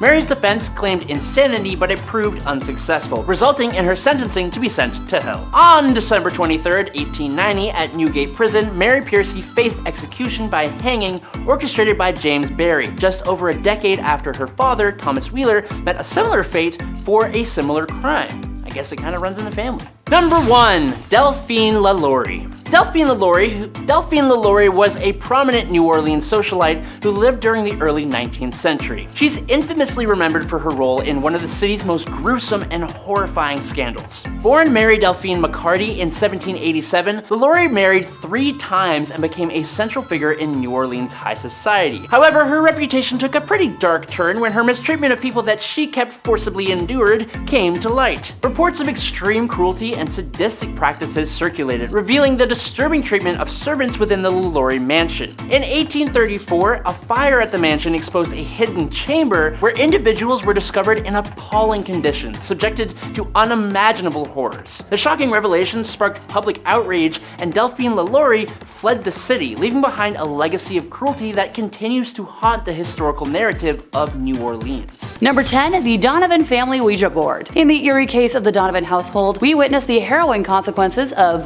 dabbling with the supernatural. Patty Donovan's innocent curiosity led her down a treacherous path when she engaged with, a Ouija board, the thing I hate the most, believing she had found a friend and a spirit. As she grew emotionally dependent on this entity, the disturbing incidents began to unfold. The malevolent spirit, once her confidant, or boyfriend, turned into a malevolent force, turned into quite the force, wreaking havoc on her family. It targeted their vehicles, disassembling engines and puncturing tires, leaving them vulnerable and stranded. The spirit's actions escalated with vandalism around their home and inexplicable damage to their property, even to the point of furniture levitating and rocks raining down on their house. It's kind of baffling that the family didn't connect the dots sooner, seeing as the signs of, chaos became increasingly apparent and obvious. Her dad, Ted Donovan's desperation led him to seek help from our favorite paranormal investigators, Ed and Lorraine Warren. Upon their arrival, they sensed a pervasive malevolence within the home, and the family's history with the Ouija board was finally revealed. The Warrens, realizing the gravity of the situation, initiated the process for an exorcism, which took a painfully long month to be granted. In the meantime, the entire family endured more torment and destruction at the hands of the malevolent entities. Finally, on May 2nd, the exorcism took place, liberating the family from their demonic ordeal. However, they were left with a substantial financial burden due to the extensive damages inflicted upon their home. Let this be a lesson to you all. Please, please, please, leave Ouija boards alone.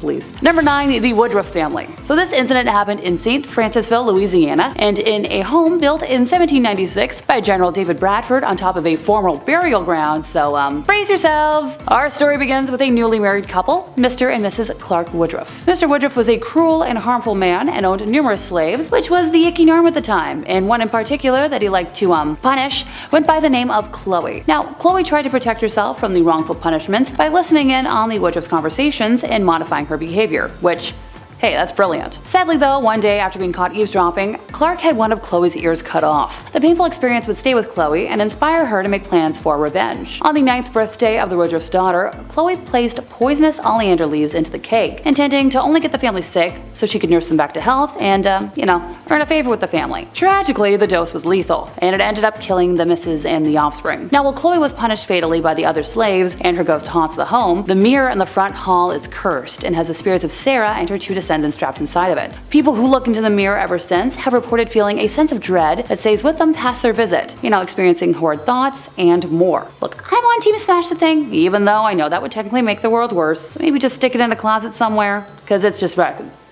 messing with every other family. Number 8, Annabelle. Am I biased because Annabelle has always been my favorite demonic artifact? Absolutely I am. Donna and Angie were student nurses and good friends who decided to room together while in school. And for Donna's 28th birthday, her mom had gifted her a very large Raggedy Ann doll, something she was thrilled about. Hey, personally, I'd react the same way. Let the record know that I'm always down to accept gifts of dolls or plushies. Soon after adopting the precious doll though, Donna started to notice some weird behavior. She would leave Annabelle on her bed every morning behind her locked bedroom door, seeing her the same way with her arms and legs crossed, and would come home at night to Annabelle having moved rooms and in positions that weren't possible. She's described a few instances of the doll kneeling, and speaking from experience, stuffed dolls can't kneel without falling for more than a few seconds. Donna and Angie then started finding notes left throughout the apartment, written on parchment paper in red pen, 2 things they didn't own. When Donna's boyfriend Lou started criticizing the doll, unexplainable handprints and scratches began appearing on his body. And that's when the girls made the decision to call the priest, who then brought in Ed and Lorraine Warren. They were able to calm down the entity enough to remove it from the home and transport her to the museum, where she resides to this day, but not without a couple of chaos events over the years. Number 7, Countess Elizabeth Bathory. I don't know if you've seen the tales of Snow White and how there was this once evil queen who yearned for eternal beauty, but like all fairy tales come from the stem of truth. Countess Elizabeth Bathory was a Hungarian noblewoman was an alleged serial killer from the family Bathory, who owned a land in the Kingdom of Hungary. Bathory and 4 of her servants were accused of torturing and killing hundreds of young and old women between 1590 and 1610. During her arrest, it is commonly believed that Bathory was caught in the act of the torture, but the reality was that she was just having dinner. Most of the witnesses testified that she had heard the accusations from others, but did not actually see it themselves. The servants confessed under torture, which is not credible in contemporary proceedings. The accusations of the murder were based on rumors, and as there is no documents to prove that anyone in the area complained about the Countess, in this time period, if someone was harmed or let's say someone stole something, a letter would be written out as a complaint. Several authors have argued that Elizabeth Bathory was a victim of conspiracy. Similar, during the Salem witch trials, many people insisted that they saw the accused witches of flying through the sky. Clearly neither thing happened and are possibly a form of mass delusion or self-interest lies. Historians are therefore extremely careful in how they treat eyewitness accounts of this sort, given the possibility for collective and self-reinforcing delusions.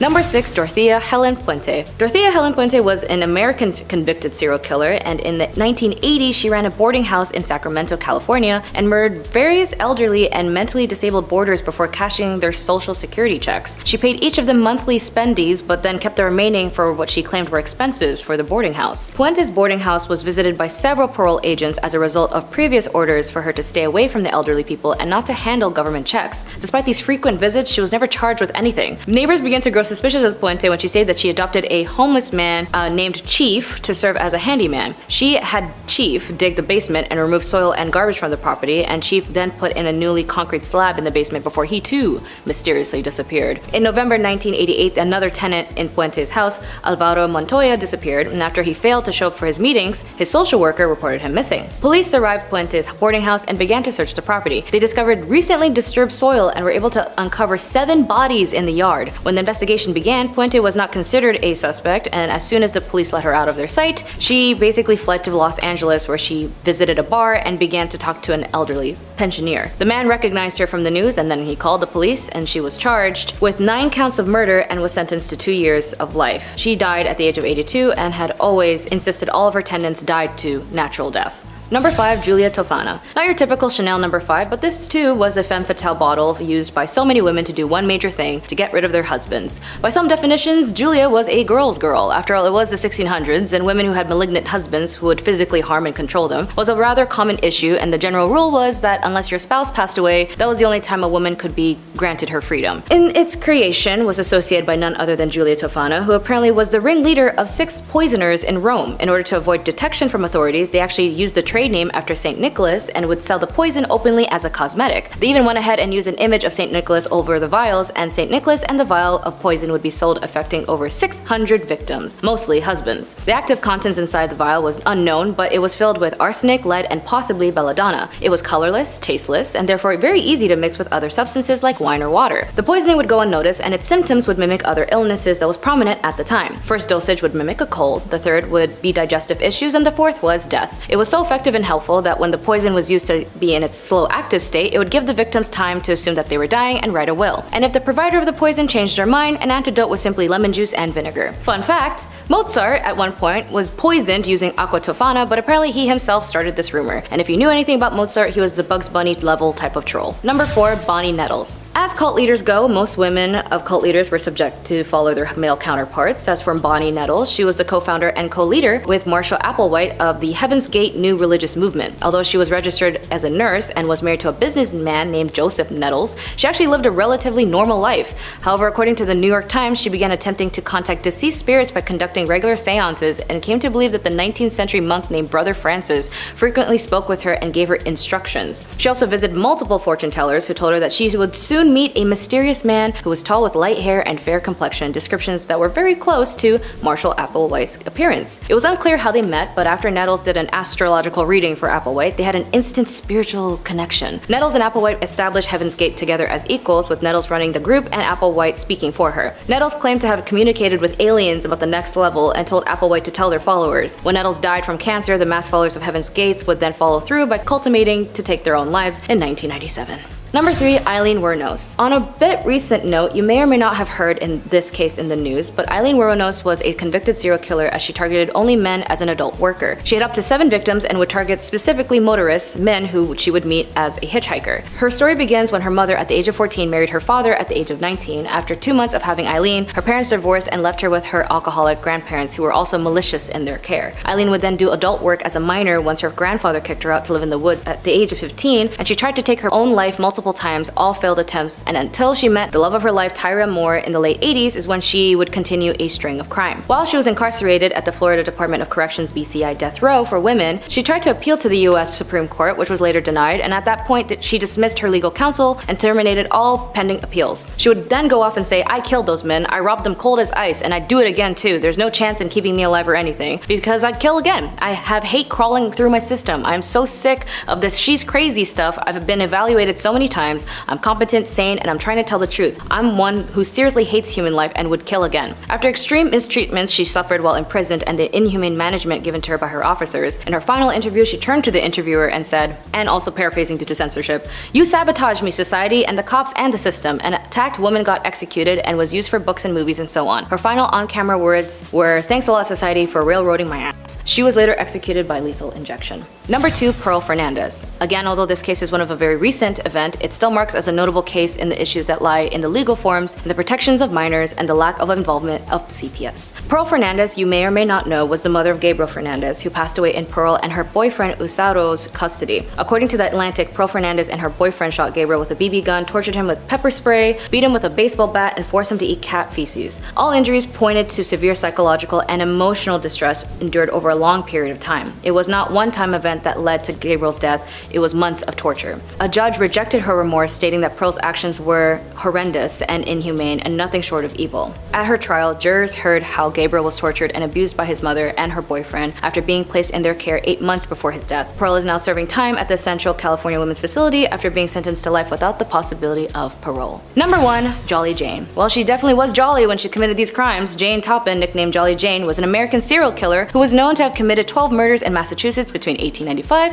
and 1901. How did she commit these? Well, she was a nurse, and her objective was oddly enough to target patients and their family members. Doctors who hired her thought of her as one of their best nurses, but today psychiatrists say that she was one of the most unusual serial killers in history. She was born and raised in the Boston Female Asylum, where unwanted female children were often abandoned. There she was adopted by Ann Toppin, where she was under foster care until she was 18. At this point, she then pursued nursing at Cambridge Hospital in Boston. It was here where she stated her interest in the patients was ought to be taken care of. She grew emotional attachments to them, and if she really liked them, she would fake their medical documents to force them to stay longer at the hospital. She would then also dose her elderly patients with opium to see how they react with the drugs, and then upping the dosage each time. She would also watch them slowly succumb to their death, and she would also mix different types of poisons with her patients and other drugs to stage a sickness and nurse them back to health. Very similar to the Gypsy Rose Blanchard case, where her mother Dee Dee had a mental illness known as Munch-Austin syndrome by proxy. This mental health condition is basically where a caregiver makes up or causes an illness or injury in a person under their care, such as the young or the elderly adult, or a person who has a disability. Because vulnerable people are the victims, MSBP is a form of multiple harm cases. Jolly Jane also had a masochistic side, as she would even get into the bed of her patients who were suffering until they died. She wasn't caught until she used a metallic-based poison on a victim, which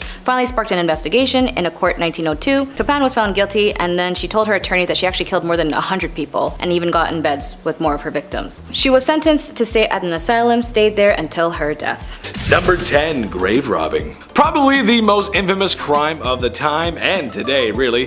The ancient Egyptians were many things, and that included vain. There's a reason why they got Elizabeth Taylor to play Cleopatra. It all makes sense. The pharaohs of Egypt were buried with immeasurable amounts of treasures, gold, gems, jewels, swords, cats, dogs, just about everything but the kitchen sink. Once the tombs were sealed, the treasure was also sealed in there forever, or so they thought. That wasn't until some crafty thieves broke into the tombs and slipped away with the loot. When a lot of Egypt was being discovered in the 1920s, it was unsure if the loot had been taken 10 years ago or 1,000 years ago. There's not really a way to know. And yes, it still happens to this day, and yes, it's awful. Leave it in there, it belongs to them, please. No more, no looting, don't go looting, please. Number 9, bribery. Given that Egypt was one of the greatest civilizations the ancient world ever saw, it makes sense that they had it all. Currency, law, order. However, sometimes these things just don't mix. Ever seen Better Call Saul? Yeah, exactly. They had a good system for the time, and it was fairly concrete. However, like concrete, over time, there's little tiny cracks that form, aka bribery. Oftentimes when facing serious charges against the pharaoh, there was an option to opt out of your sentence. Just open your wallet and dish out some cash. This has worked in ancient Egypt, medieval Europe, 1920s America, and today. Say what you will, but the almighty dollar does have buying power. Number 8. Unaliving. If women of the evening partake in the world's oldest profession every night, then unaliving is the second thing we ever did. It's not really a profession, but we've been doing it for a long time. It's pretty sad, but it's true. Sure, it's always been frowned upon, but today we have a lot of rules, laws, and regulations regarding said rules, laws, and regulations about unaliving. It's bad, don't do it. It was unfortunately more common than we think back in the day, especially amongst royals in ancient Egypt frothing at the mouth for the throne. But this is something that could have happened to anyone. Plus, in a time before CSI and guys throwing off their glasses to make very obvious low-hanging fruit jokes, well, if you didn't see the crime, then you probably wouldn't catch the crook, so people kinda just got away with it sometimes. Not all the time, but sometimes. Number 7. Robert the Evil Doll. Hey, for starters, this doll only looks vaguely human. His nub of a nose looks like a pair of pinholes, and he's covered in brown little nicks, like scars. His eyes are beady and black, and combined with his malevolent smirk, it's terrifying to look at. Clasped in his lap, he's holding his own toy, a dog with disproportionate eyes and a too big tongue falling out of its mouth. The doll originally belonged to Robert Eugene Otto, an artist described as, well, eccentric. Neighbors of Robert used to hear him having a conversation with the doll, and this continued into his adult years. He brought it everywhere, and talked about it in the first person as if it weren't a doll, which I know, might sound kinda batty, but it's the best way to deal with cursed objects. Trust me, I'm talking from experience. The doll remained stored in the Otto family home until Robert passed away in 1974. After his death, a couple bought the house, and their 8-year-old found the doll in the attic. The young girl often claimed that the doll was trying to kill her, and it's now on display in a museum in Key West and is still believed to curse people. His last caretaker before the museum experienced him disappear and reappear as he pleased, along with hearing footsteps and giggling in the attic. Some claimed Robert's expression changed when anybody badmouthed Otto in his presence. Oh, and he's been responsible for a few car crashes, some divorces, and broken bones. So,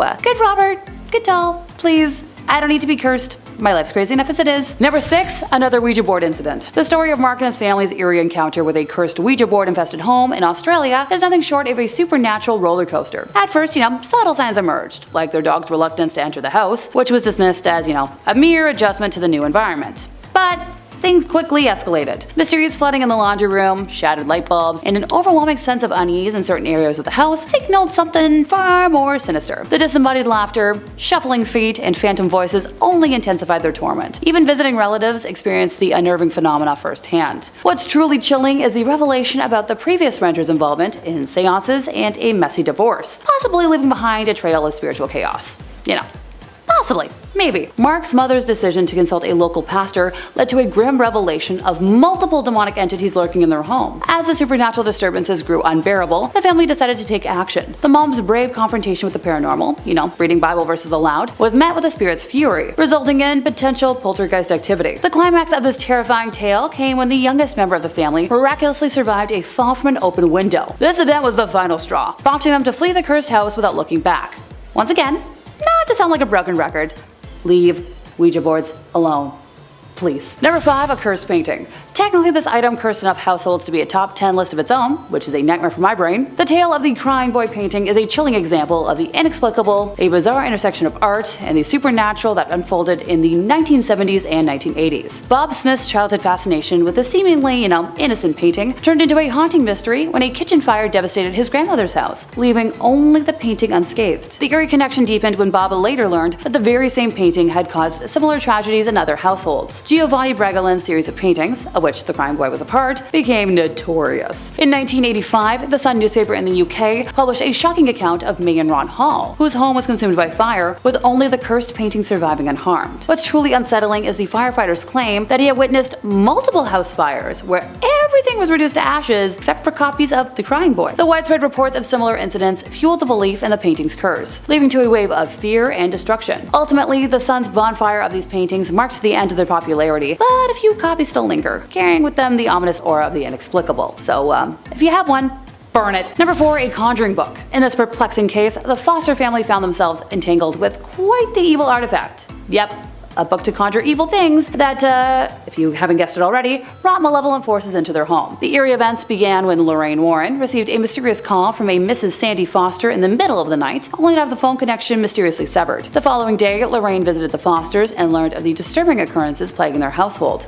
Meg, the daughter, had unwittingly invited dark spirits by dabbling in the occult, and the family experienced a series of terrifying events. I'm talking the classic: faucets turned on by themselves, phantom footsteps echoed throughout the house, and strange lights and sounds plagued their nights. So, go Ed and Lorraine, they stepped in to confront the menacing presence. They discovered that Meg's bedroom was a hub of occult activities. They discovered that Meg's bedroom was quite the hub of occult activities, containing black conjuring candles, occult vestments, and ritual books. Ruh-roh. They sealed the room, removing the sinister artifacts, and as they worked to dispel the evil, they encountered a chilling telepathic feeling of dread and an inexplicable force preventing them from ascending any kind of stairs. Despite these challenges, Ed and Lorraine persevered. With holy water and prayers, they successfully cleansed the house of the malevolent entities. The case serves as a haunting reminder of the dangers of dabbling in the occult and potential consequences of summoning forces beyond human comprehension. See? I told y'all.